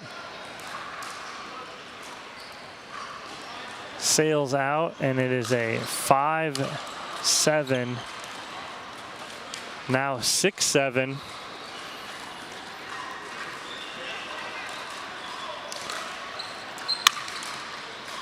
Three quick points there from Frank Anthony Davis. And we are all tied up here at 7.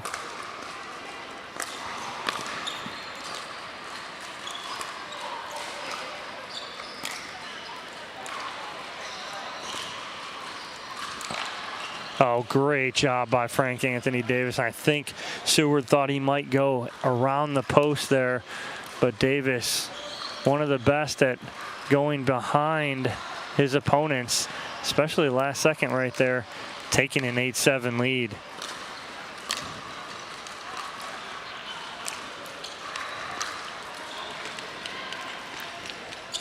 Great drop there from Caden Seward to stop the run from Frank Anthony Davis after Seward was up 7-4. Davis rattles off 4 straight to take an 8-7 lead.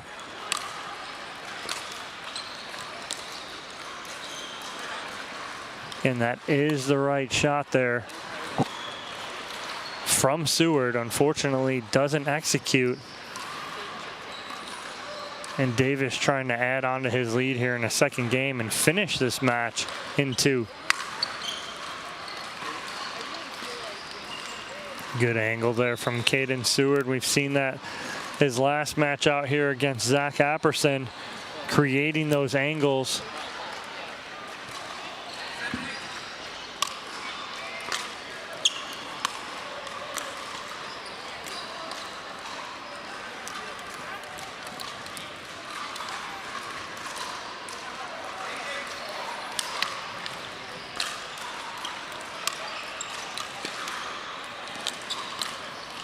Again, that's what Davis does. He puts that pressure on by taking that ball out of the air, not letting Seward set up.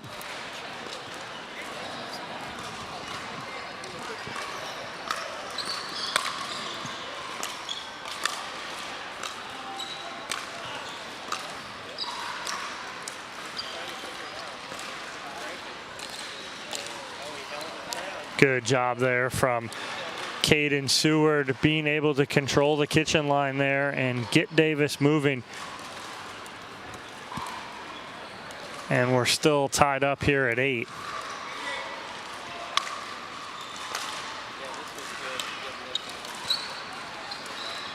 Just misses. Again, love the strategy from Seward, trying to go to that backhand side on the drop. Just can't execute it as much as he wants right now. That's what he needs right there. Great spot from Seward.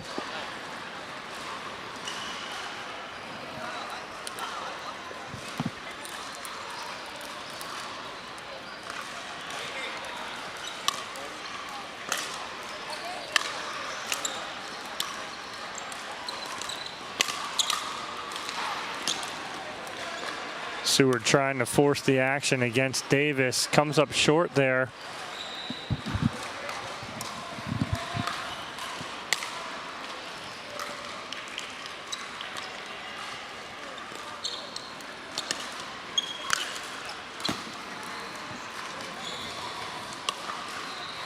Davis finally gets off 8. 9-8.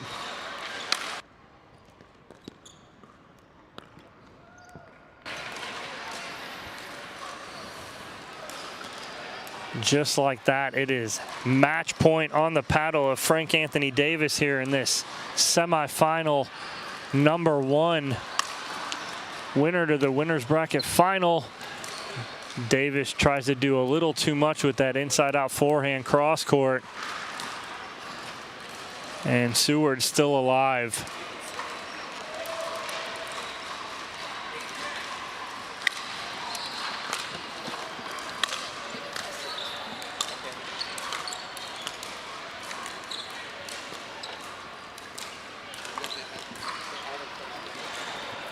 Just wide there from Seward.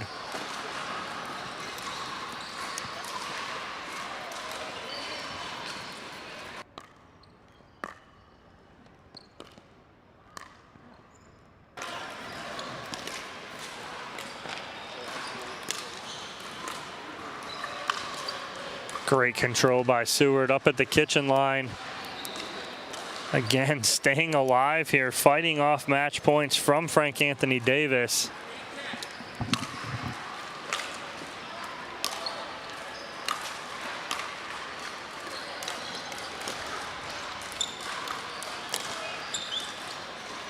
It's the right idea, but instead of trying to be perfect down that sideline, I'd like him to attack Davis as he's moving to the middle. But another match point here for Frank Anthony Davis. And just long. And game two will go to Frank Anthony Davis, 11-8 here in this semifinal. Davis will go on to the winner's bracket final. We're going to take a quick commercial break. When we come back, we should have our second semifinal matchup here on Championship Court. Don't go anywhere, guys.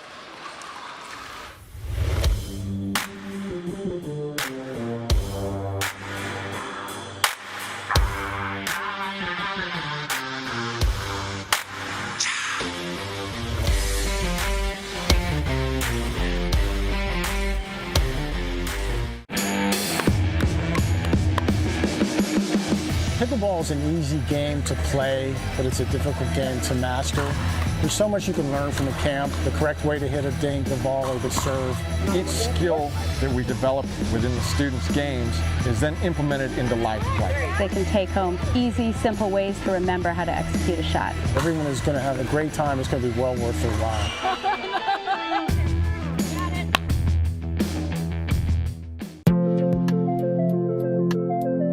This is Jeff Ford of the CPA firm of Grossman, Unick & Ford, welcoming all of you to the 2021 Gamma Pickleball Classic. Grossman, Unick & Ford is a Western Pennsylvania full-service CPA firm providing our clients with audit, tax, valuation, transaction assistance, and ERP NetSuite implementation services. We wish you all the best of success in the Pickleball Classic.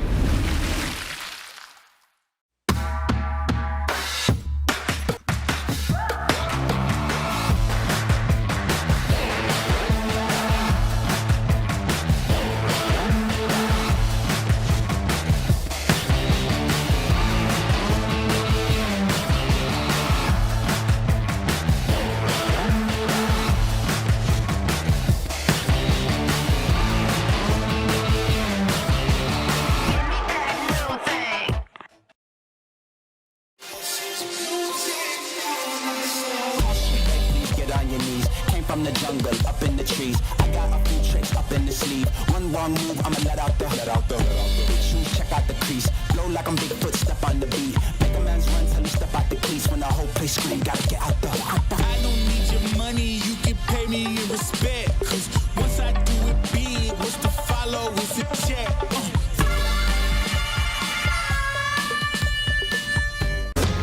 There we go.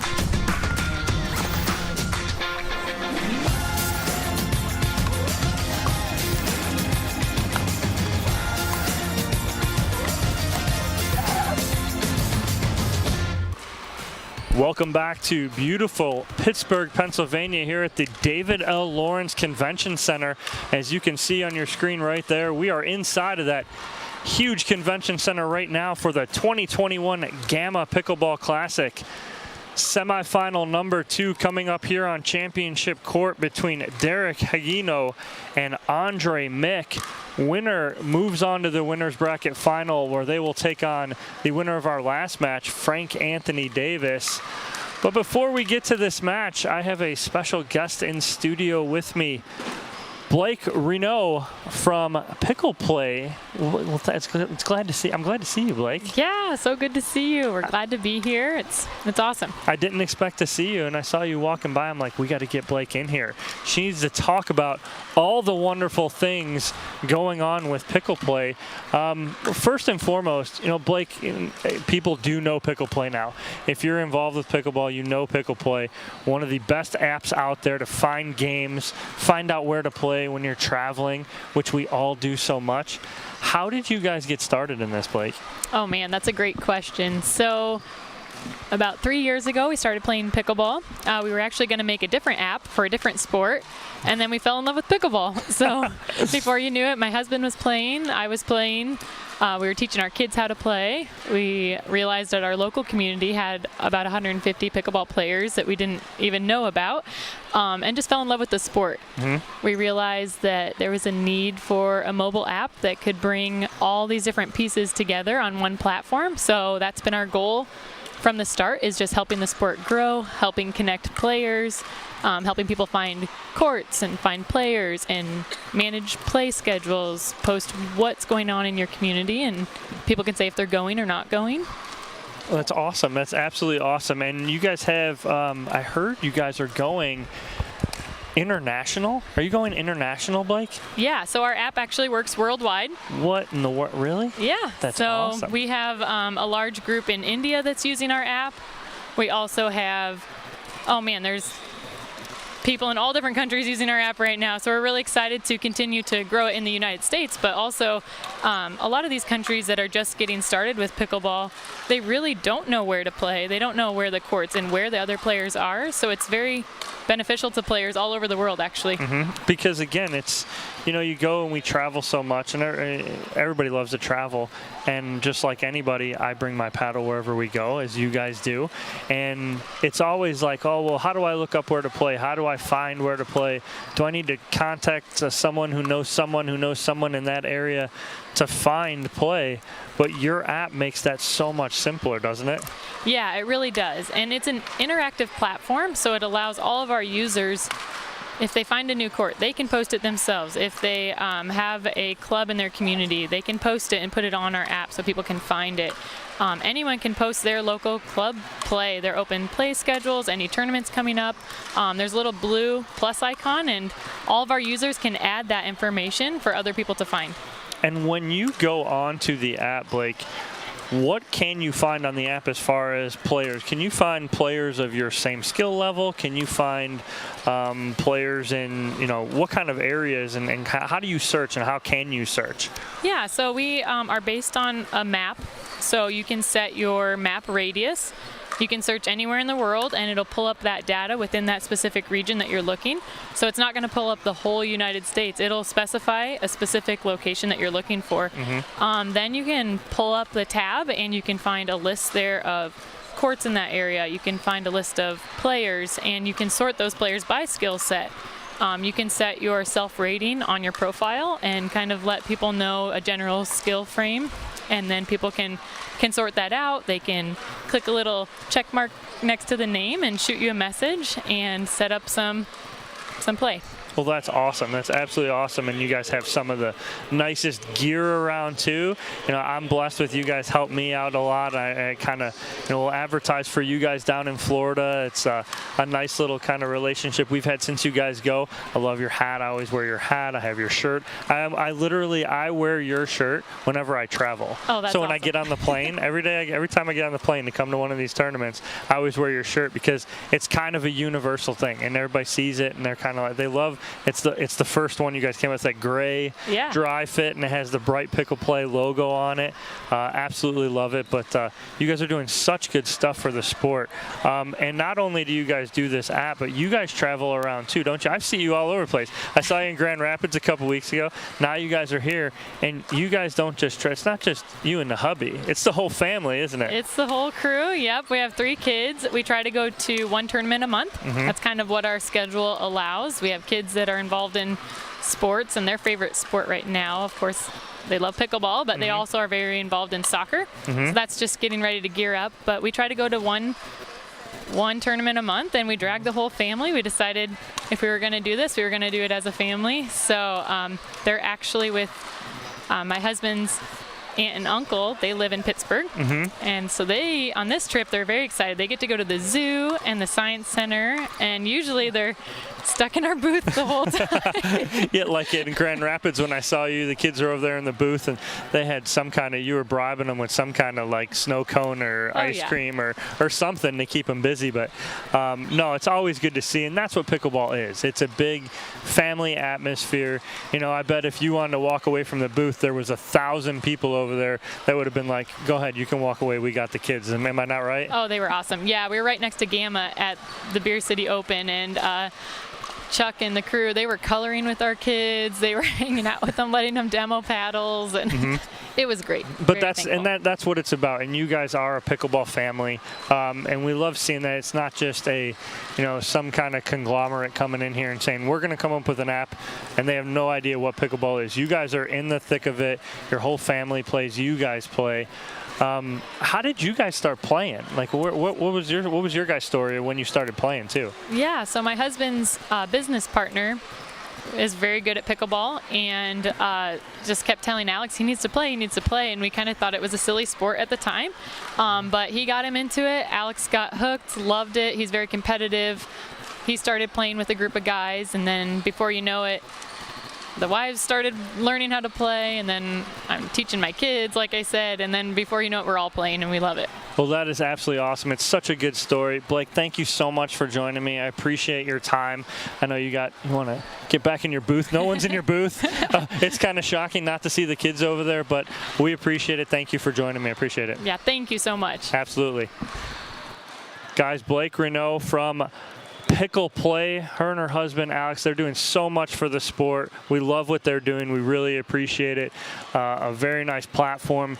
If you're ever in your area, not even just out of town, in your area or out of town, check out their app, download their app. You can find places to play, players to play, whatever you need. Very easy to use. All right, we're getting ready to start our second semifinal matchup here.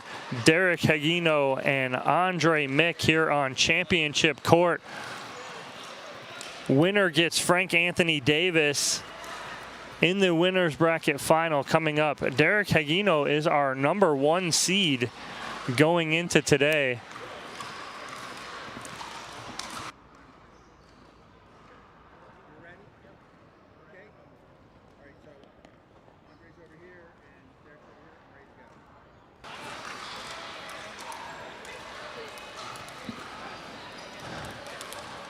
All right, Derek Hagino on the far side in the orange shoes. Andre Mick on the near side in the black backwards hat. And we are underway here in this second semifinal.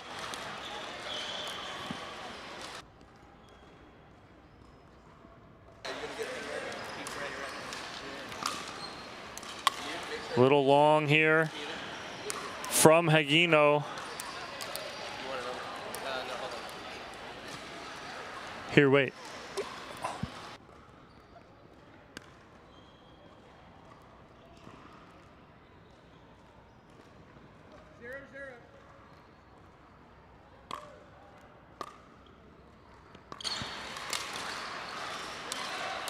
Still here. 1-0 for Mick on the board first.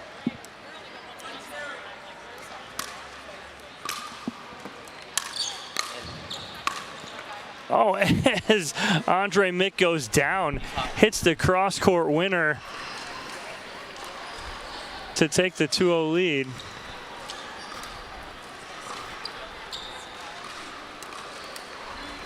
Here early in game one.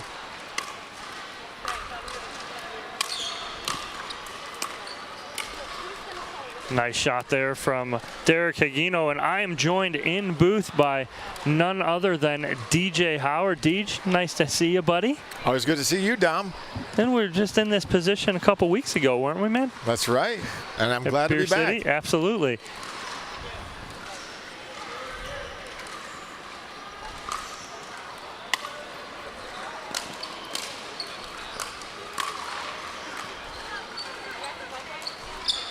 Nice shot. A great little slice backhand there from Andre Mick.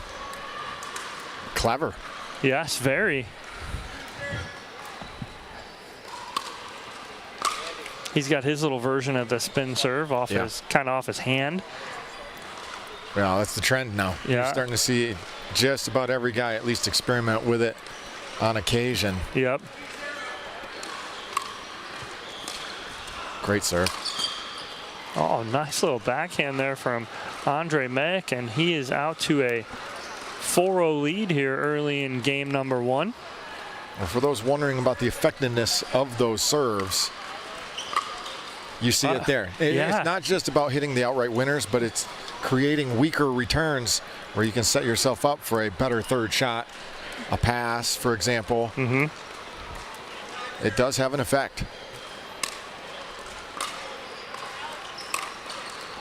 And it almost looks like he's not doing too much with it, but what he's doing is how he's spinning it. He's not spinning it just forward, he's kind of spinning it to the side so that when he hits and the ball hits, it kind of creates a little bit of a action away from the player or into the player. It gets the ball to jump, dance around a little bit. It's less predictable. Good return. Oh, nice little inside-out forehand there from Hagino, our number 1 seed in the draw today. It's my first chance of getting to see Derek Hagino play. Have you? I have not seen him play. He's kind of like a Joey Farias light. Right. He reminds me of Joey. Exactly. Joey's a little taller, I think. A little bigger, but yes, you're exactly right. From far away, it's exactly what he looks like. He has a similar look. Yeah. Hits the ball cleanly like Joey. He's got a good-looking game. Saw him play a little bit this morning, a little earlier. Yeah. Hits a good ball. Yeah. This is my first opportunity to watch him play. Almost seemed kind of nervous as he came out here a little bit, going down 5-0, but kind of righted the ship here. No, he's got enough game. You know he's not going to... he's not going to give up. He's not going to go away. No, not at all. And just heard from the booth or from the truck that Derek Hagino is playing with Aspen Kern on Sunday. So should be a good team. Yeah. A nice shot there from Andre Mick, cross court down the line. Andre Mick was a Division I tennis player at Cleveland State.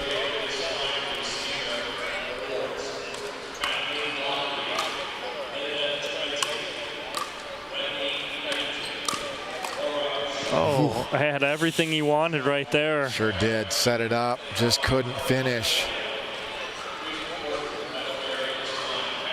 Got a chance to watch Andre Mick for the first time in Cincinnati back in May. Kind of showed everybody what he's capable of there and has just continued to improve his game. Beat Justin Ums earlier this tournament in the previous round. Nice passing shot there.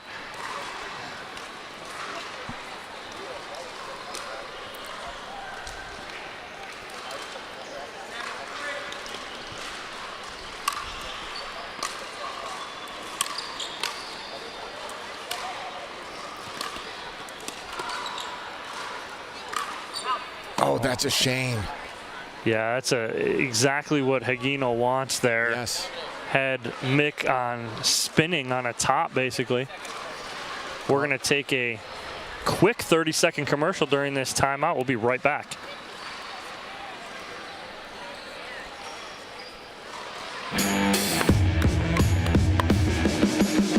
Pickleball is an easy game to play, but it's a difficult game to master. There's so much you can learn from the camp, the correct way to hit a dink, the volley, the serve.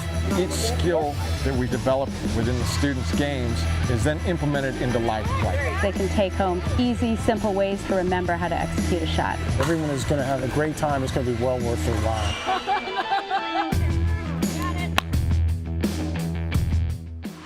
Right on cue there. My buddy DJ Howard in that last commercial for the Never Stop Playing Gamma Pickleball camps, which DJ is heavily involved in. Are you not, DJ? I am. Just taught some a couple of days ago here in Pittsburgh. Very nice. I enjoy what I do, Dom. A nice drop shot there now from Mick. And out to a commanding 9-3 lead here in this first game.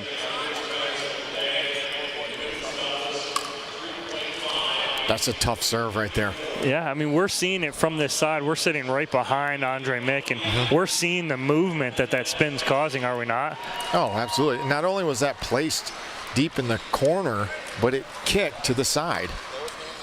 Oh, look at that. See right that ball there. move? Yeah, exactly. We're sitting right behind it, and you guys have that kind of view right there.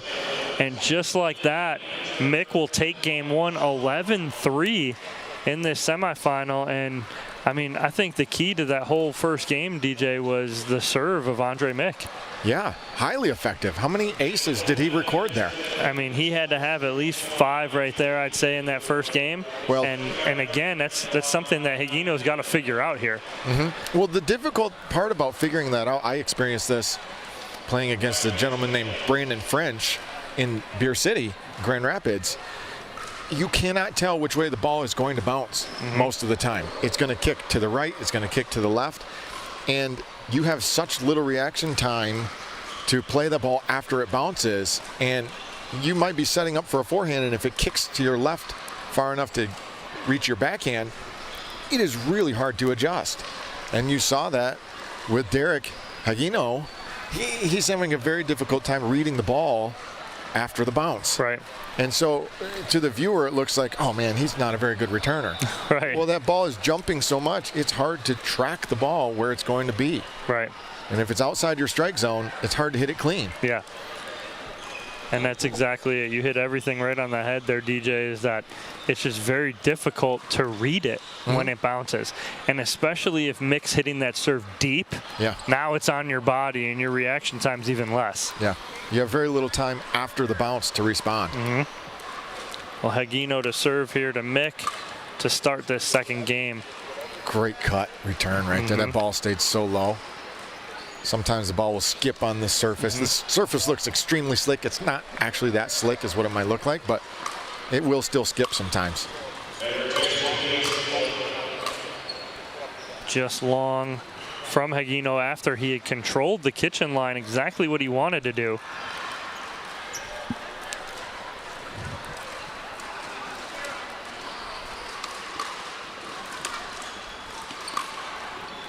Wow, again, that serve, again, just causing problems. Well, he's creating an advantage for himself right from the get-go. He's not content just to place it in the court. He's hitting it to good spots, and it's got so much action. He's gaining heavy influence right from the get-go. Yeah, and it's in, you know, Derek Hagino's head right now. Even when he is getting to the kitchen line, he's trying to do something so perfect with the ball, because he's understanding that he's not getting that opportunity as much as he wants. Well, he seems just a little flummoxed right now. Like he's not sure how to handle Andre Mick. Not sure he's familiar with him. Right. If he's faced him before.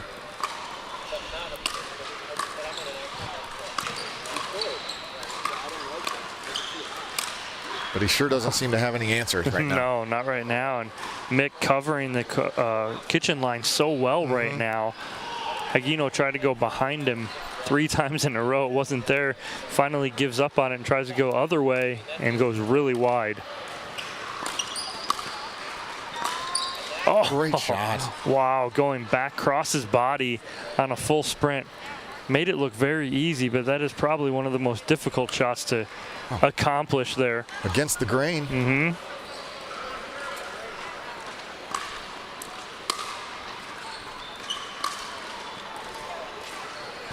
Just misses cross court there. Yeah, I didn't see a clear call, but I think you're right. That went wide. Derek Hagino is going to have to figure this out awfully quickly here before this thing totally unravels. Yeah. Just he's in his own head right now. It seems like he's walking around almost looking flabbergasted. Good get. Oh, great drop there from Andre Mick, cross court. Pulling a lot of different things out of his bag of tricks, isn't he?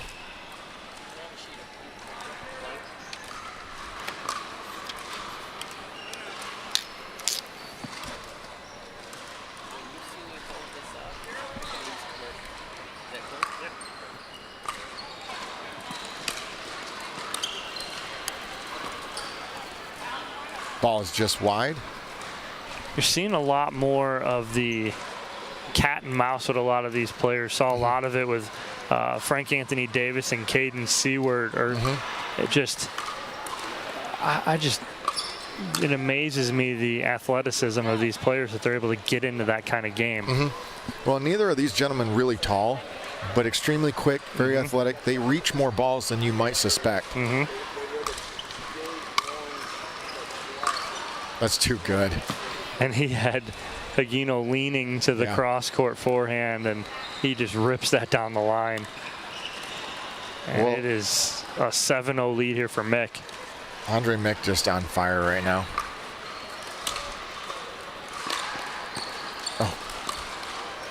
Oh, great adjustment by Higino just to get back in and get a paddle on that ball.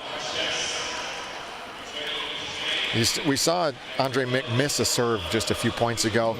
He's perfectly willing to miss one on occasion to gain such a big advantage on all the others. You know, he's operating on smaller margins, hitting the corners, doing more with the ball. So there is a higher element of risk involved, but there's a higher reward. Correct. And you miss a serve, DJ, you don't give up a point. Now that's the beauty of pickleball, is that if I miss a serve, okay, nothing really dynamically has changed as far as the score because they didn't score. But, you know, I run that risk. If you got a good serve like that, I'll take that risk all day.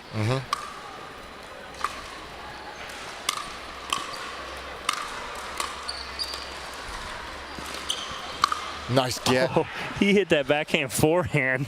That was a great get there from Andre Mick, just to keep that in play. Little reverse flip there from Andre. Showing you what tools he has. He's been using a lot of different tools from his belt today.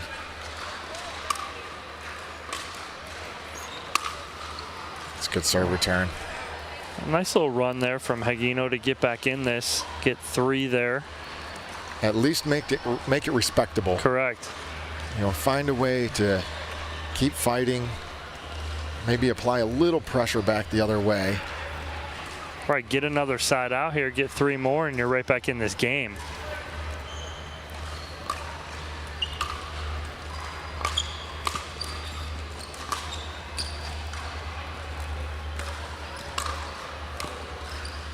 What a shot.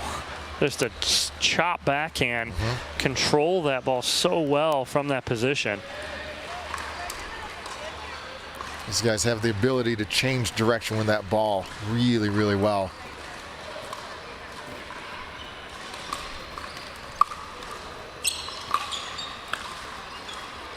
That's a good little quasi drive drop right there. Right, exactly. Kind of a tweener ball. Right. Not really a hard drive, but it's not a soft drop shot either. Heavy topspin, was able to put that ball down at Derek Higiro's feet. Force him to mishandle it. 9-3 here, Don. Yeah. Mick answers with 2 of his own. That's too good. Yeah, that's just a great forehand right there. And just like that, it's a game-point match point on the paddle here of Andre Mick. What you don't see is that on the stat sheet, that serve created a short return, which allowed Andre to step in and hit a winning shot. It's a good volley there. But what we want to get away from, or what these players have showed us we can get away from, is just put the serve in. Settle for average, get it started. Right. They're doing so much more to gain an advantage right from the start. And it's not reckless. Right, exactly. They're not just wailing away on the ball, hoping it hits the line, making all sorts of unforced errors. It's a calculated risk. They're hitting the ball on purpose to good locations with a good amount of regularity and consistency. But they're forcing the opponent to hit weaker responses. That's a great return there from Mick, putting the pressure on Higino. And Mick has a second opportunity to end this match here at 10-4. Match point.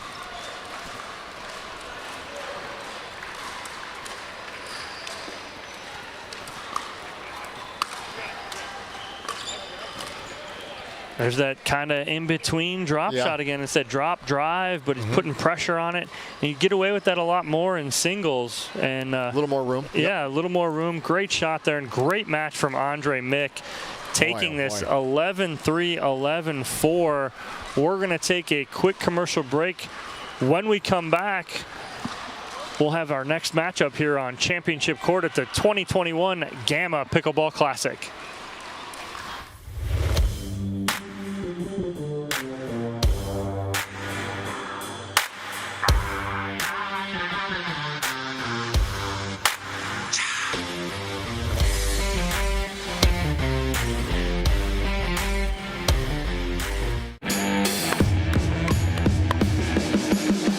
Pickleball is an easy game to play, but it's a difficult game to master. There's so much you can learn from the camp, the correct way to hit a dink, the volley, the serve. Each skill that we develop within the students' games is then implemented into live play. They can take home easy, simple ways to remember how to execute a shot. Everyone is going to have a great time. It's going to be well worth their while.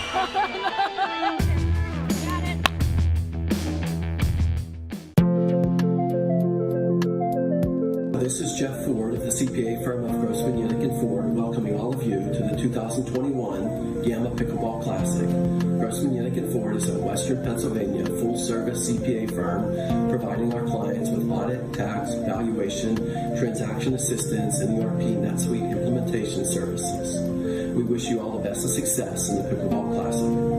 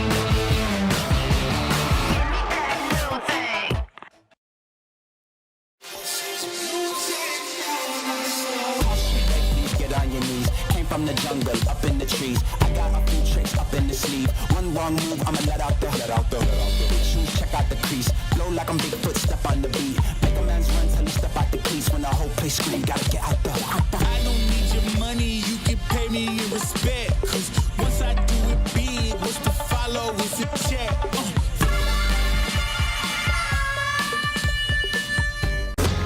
There we go.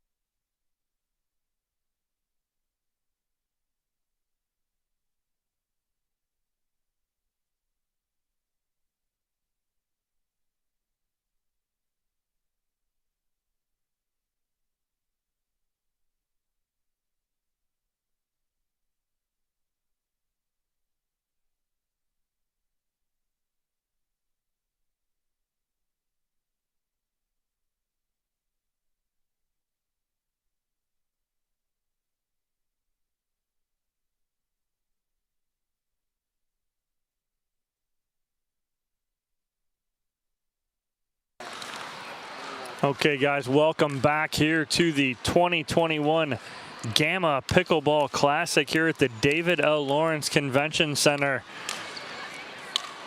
here in Pittsburgh, Pennsylvania, on the beautiful Allegheny River. Right behind us, great views of PNC Park, the home of the Pittsburgh Pirates, and Heinz Field, the home of the Pittsburgh Steelers.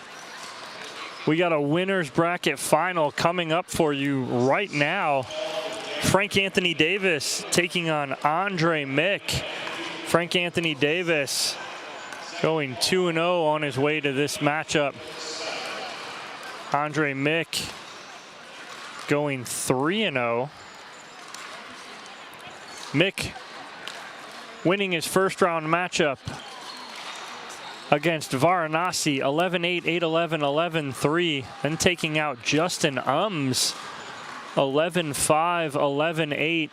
And then in a match you guys just all saw against Derek Hagino, 11-3, 11-4. Frank winning 3 matches as well on his way to this winner's bracket final, taking out Casey Sincavage, 11-0, 11-2. Then Jimbo Peterson, 11-8, 11-8. And then a match you guys saw here against Caden Seward, 11-5, 11-8. And we have Mick to serve to Davis to start this winner's bracket final with a spot in the gold medal match on the line. And Mick starts off with a winner down the line. And an early 1-0 lead here. A little mishit there from Davis.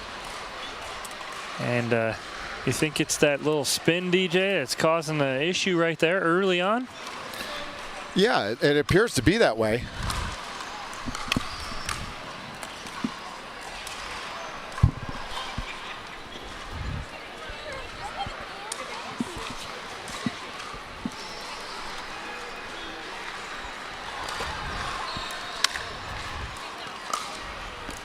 A shot from Frank. Just Frank, very unconventional in what he does. Yeah. Hits that forehand.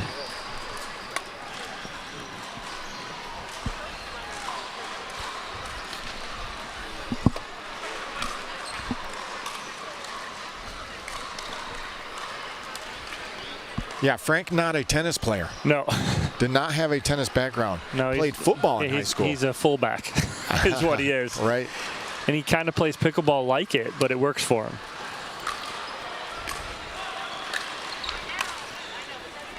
Great get.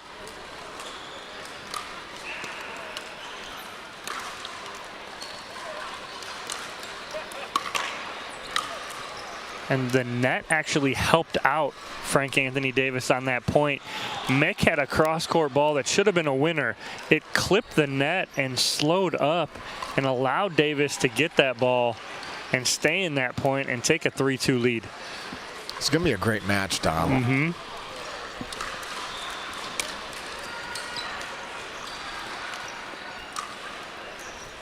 And that's what Davis does so well, is he takes balls out of the air that you think he's going to let bounce. And when he takes that ball out of the air, he doesn't allow his opponent to set their feet. And so they have to rush to get back into position to get ready. And a lot of times they're not ready for that shot. Right.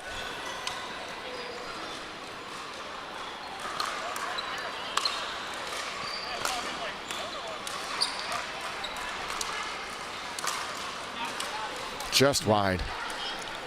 You know, I talked to Andre Mick before this match, and I asked him, what do you think is the key to victory here? How are you going to beat Frank? He said, I'm just going to play my game. Mm-hmm.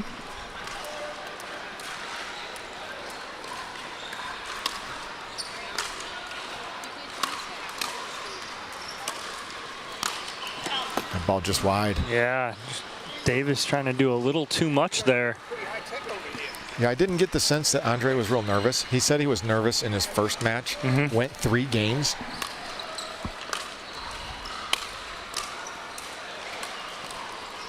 Great job of Davis controlling the mixed serve there. Yeah. Not just getting it back over, but doing something with it.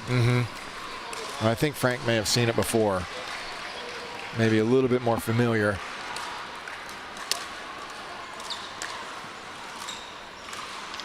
Davis able to bring that ball again back across his body to drop that ball.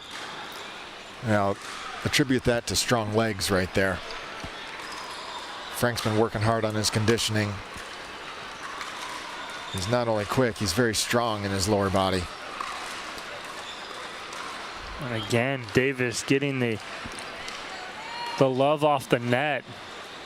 Mick adjusting, but just not able to do too much with it.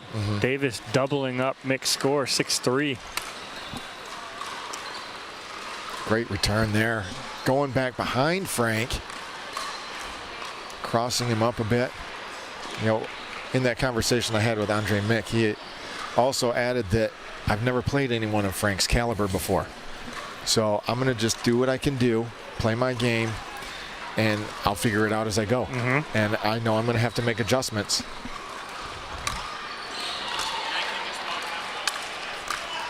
Great get. Great get. Oh, goodness. Frank got himself out of trouble and just couldn't hang on. Yeah, and he was one ball away from Mick, I think, trying to rip one a little too hard. Just could have let one go, but Davis can't keep that last one in. Shows even these top pros aren't immune to getting maybe a little bit excited.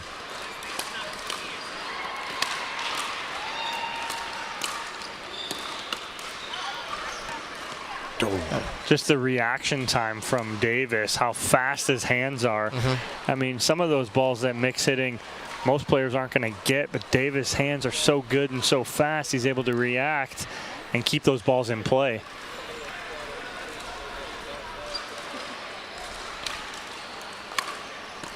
One of the difficulties in playing against a guy like that is you have to get one more ball, and you have to hit one more really good ball. It's not enough to hit a couple of great shots in a row. Right. You got to add a third or a fourth or more. Yeah, exactly. And showing right there, Mick a little frustrated with his return of serve in the net. Takes a timeout, frustratingly drops his paddle. And a 7-4 lead here for Davis against Mick in this winner's bracket final. We're going to take a quick break. When we come back, the conclusion of game one.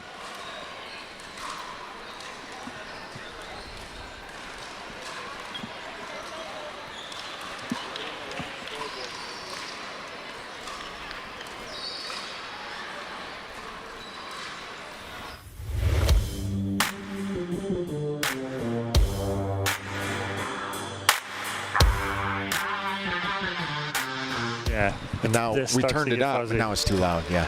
It's like.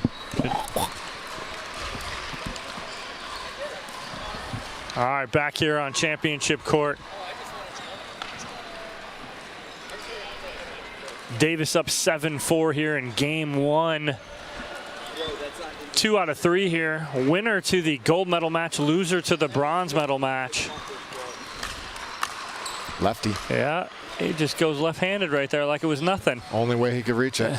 Well, he's used to that two-hand backhand at times, so sometimes you just keep the right hand off it and let the left hand do the work. Did make it look easy, though, didn't he? Yeah. That's smart right there. Just such a good drop, such good hands there from Davis. He gave us a wink and a nod on that one, Dom. Yeah, it just makes it look so easy, and it really is a difficult shot.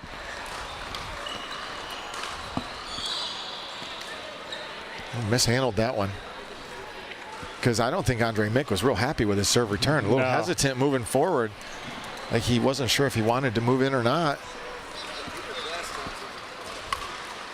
There's a good serve. Oh, yeah. Andre Mick had completely committed to Davis going to his backhand side. Davis goes right back to the forehand. I think Andre wanted to hit a little better pass, wanted to keep it a little lower and wider. Instead, hung it up. Frank was able to do whatever he wanted with that volley. A couple return of serve mistakes from Mick. Yeah, and you're not seeing Frank put a ton of pressure on that serve either.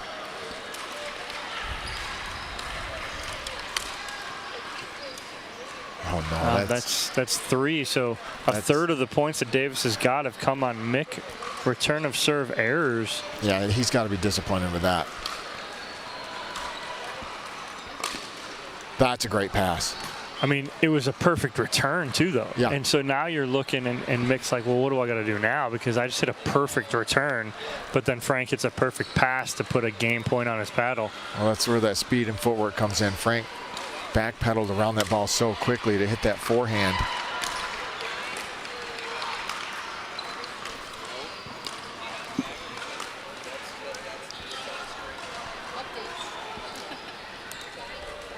And Mick holds off 1 game point.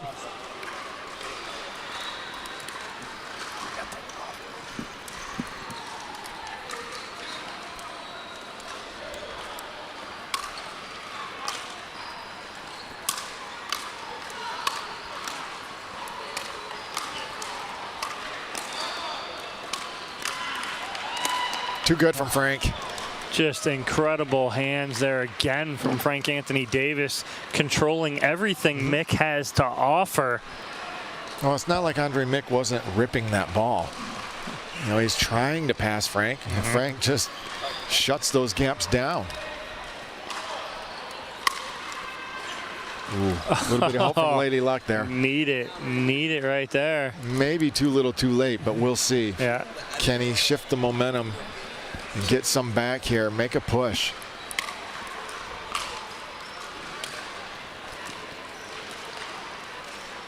So he stopped 2 game points, but can't capitalize at all on either one of them and get on the board. And this is game point number 3 for Davis.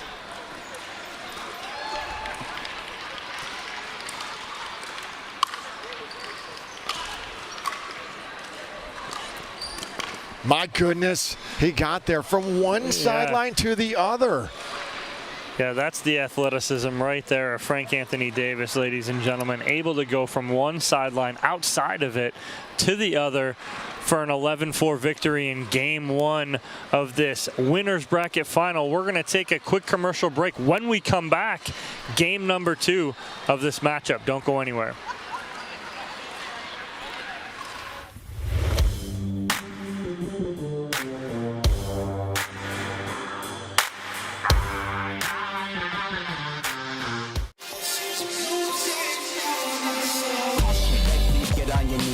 From the jungle, up in the trees. I got a few tricks up in the sleeve. One wrong move, I'ma let out the big shoes, check out the crease. Flow like I'm Bigfoot, step on the beat. Make a man's run till he step out the crease. When the whole place scream, gotta get out the. I don't need your money, you can pay me in respect. Cause once I do it big, what's to follow is a check.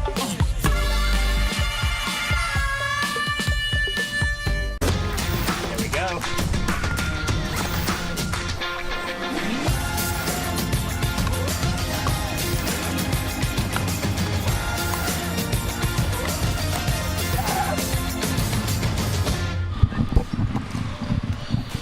Back here in Pittsburgh, Pennsylvania, that's Roberto Clemente outside of PNC Park, across the street from the David L. Lawrence Convention Center, where we are at, starting game 2 of this winner's bracket final. Frank Anthony Davis, Andre Mick. Just not enough there for Andre Mick. Yeah, it's a tough spot. He went for it, but that ball just wasn't wide enough. I think he knew it. Just kind of ran out of real estate. Davis with a deep as possible serve on the back part of that line, it looked like. Mick wanted to call it out, but couldn't. It's just a little surprising to me that Andre has not handled the serves real well. Made so many errors off the return.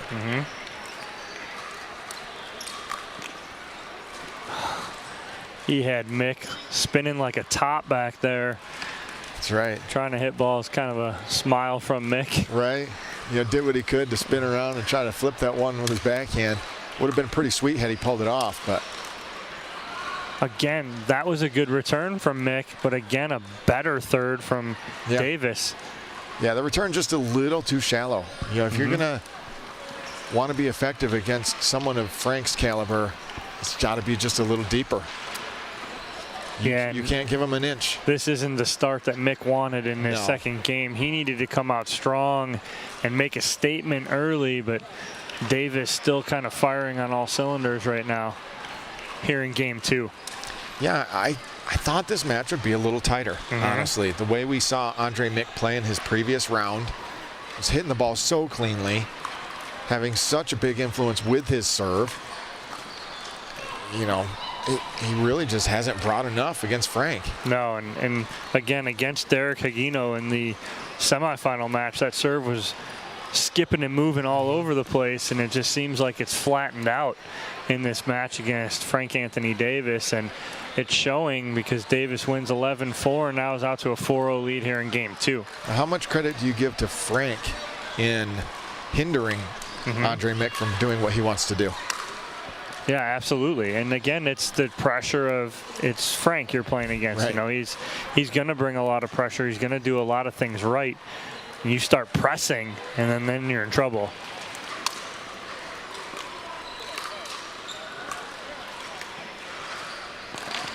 Well, Frank is a top 10 singles guy. I think most people would agree on that. But especially indoors, he's had a lot of success in this tournament in the past. Yeah.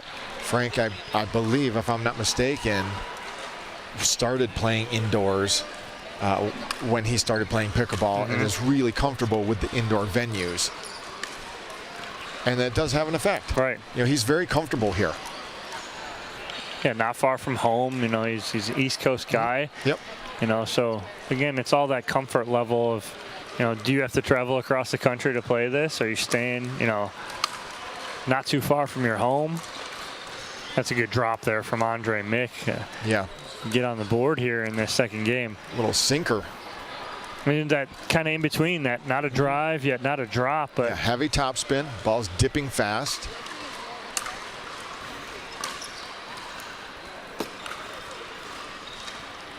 just missing that back corner. Yeah. Didn't hit it real clean, kind of missed a little bit. Ball sailed away.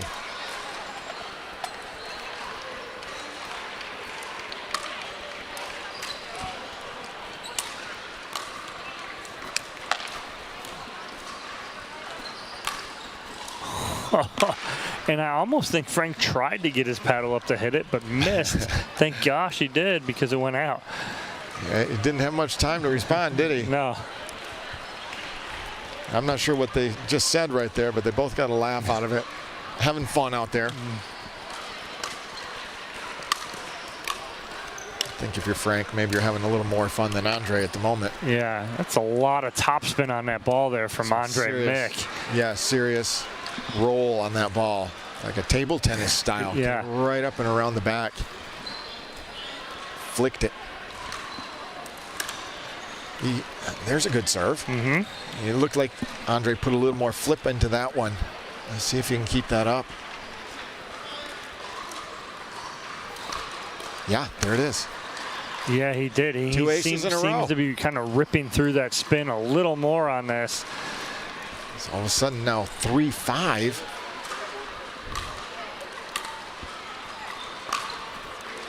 Again, great winner. You know, Frank was able to return the serve, but it was a little shallow. Andre is able to step in and around that ball pretty easily. Ball's up in a strike zone. That's an easy passing shot.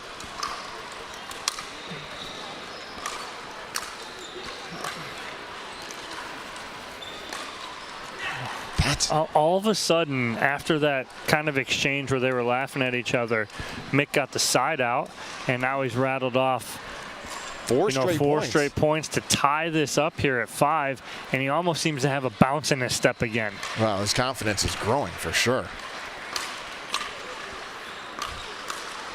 Starting to really go after his shots. Not just the serve, but passing shots. Look at this turnaround here. 6-5. Yep. Cole Frank needed that. Oh, wow.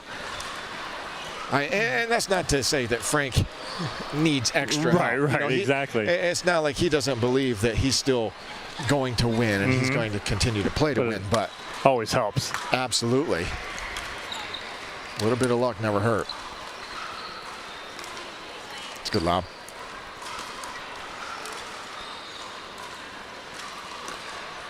Not that time. It was the same exact pattern that got him the lob last time, and just overhits the lob, and it's 6-6.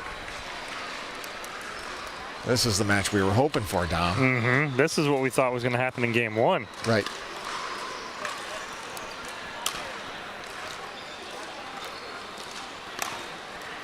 Great adjustment again. Yeah, he read it. He's hit that left-handed shot about 4 or 5 times this match already.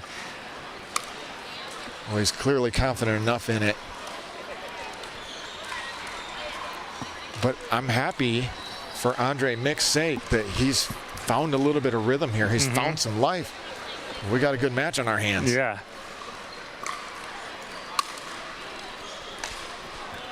Whew. Nearly got that. And that's that in between, kind of not a third shot drop, not a third shot drive, but in between. But Davis had him moving away from that shot, which makes it very difficult. Well, Frank looking down at the ground as if that ball skipped funny, but I think it skipped funny because all that slice that Andre had put on it. It's a great serve. Ooh. Frank's turn to buy a little luck. Yep. Typically evens out, but I've been on the raw end of the deal on some matches where felt like I was down 15-0 on let cords. Maybe it evens out over a lifetime. Yeah. Sometimes it feels like you're not getting any love. Oh, man. That happened to me this morning.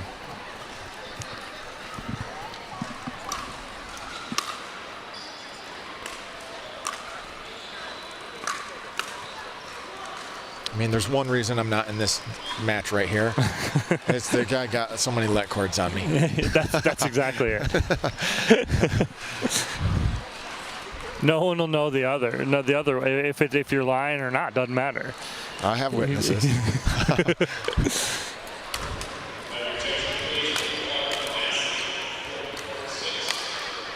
That's a great shot from Frank there.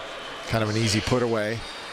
But yeah, he had Mick leaning to the middle, and he went backside again. Yeah, he created that opportunity for himself by pressuring Mick down low and wide. You know, and we joke about the let cords, but in all honesty, sometimes it does happen, and you have to find a way to overcome it. Correct. And just play better, play through it. It's not easy, but you got to do the best you can with it. Nice little inside-out forehand there from Davis. Tied up again here now at 7.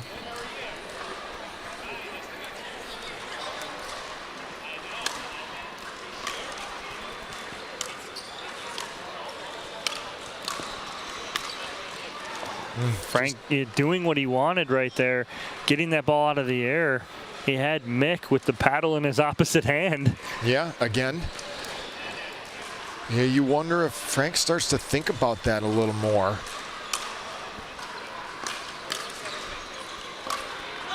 And it's not an automatic pass on the backhand side. You know, maybe he decides to go the other way because Andre Mick has done such a good job of extending that left hand, hitting that forehand volley with his left hand. Maybe Frank goes back the other way.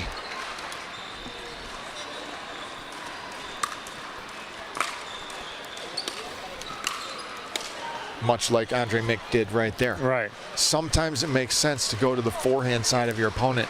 You can get them wrong-footed a little bit, get them leaning, or confuse them a little bit. Maybe they expect it to the backhand side, so they're a little delayed getting to their paddle to that forehand side. Right, when we talk about that, that's that game within the game.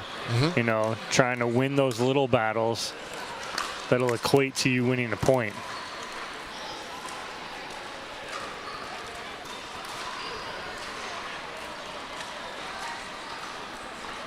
Update there.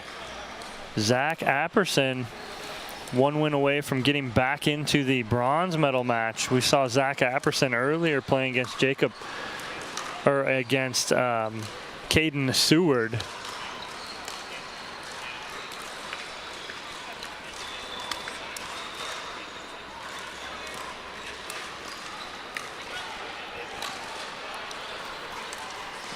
Ball was good. Are you kidding me?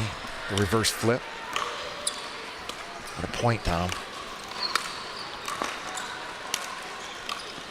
Oh, no! Andre Mick just pushes it wide. He hit a back to the net lob that lands back corner on the line.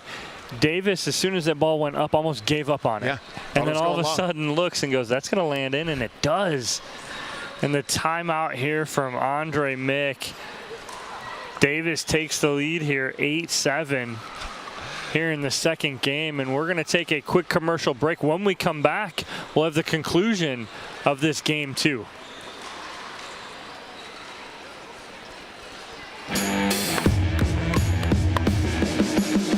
Pickleball is an easy game to play, but it's a difficult game to master.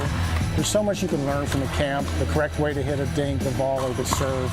Each skill that we develop within the students' games is then implemented into life play. They can take home easy, simple ways to remember how to execute a shot. Everyone is going to have a great time. It's going to be well worth their while.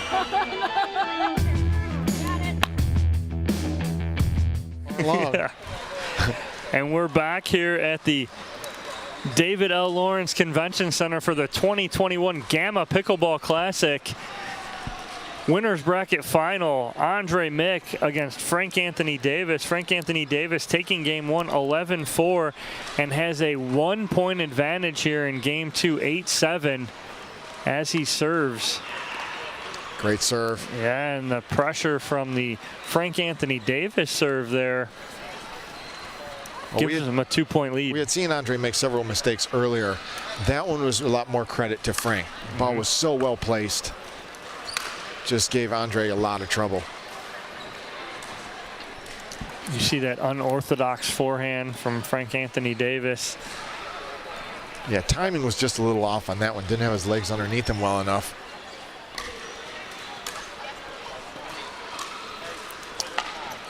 Gracious, that's such a good little drop right there. Heavy topspin, rolling drop.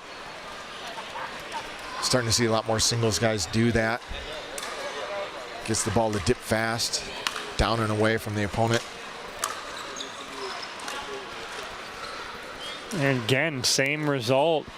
Yep. You know, with that hard forehand cross court. And all tied here at 9 now. Got this Gamma Photon indoor ball.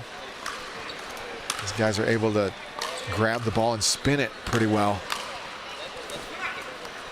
Nice put away there from Davis to stop that run from Mick. Davis does not want this to go to a third game, trying to end it here in 2. You see him say to himself, right now. Yep. You're exactly right. I wouldn't want to go 3. No, not if you got that opportunity to end this here.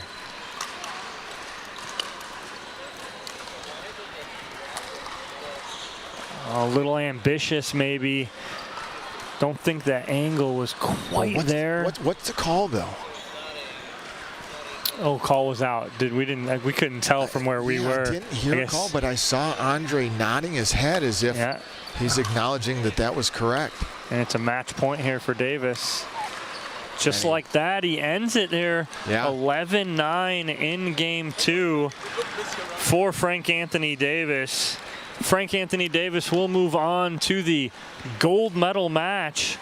Will we see Andre Mick again? That's the question, where Andre Mick will drop down into that bronze medal match and try and fight his way back to get a rematch with Frank Anthony Davis. We're going to take a quick commercial break. When we come back, we'll have our next matchup here on Championship Court.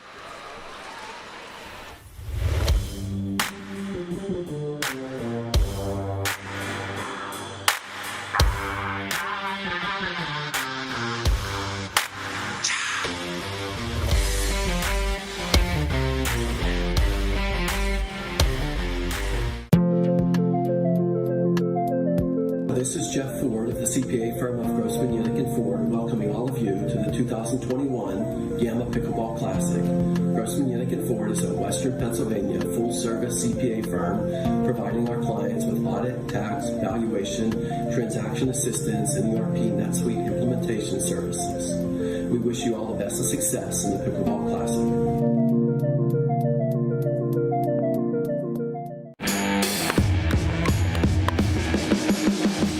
Pickleball is an easy game to play, but it's a difficult game to master. There's so much you can learn from the camp, the correct way to hit a dink, the volley, the serve.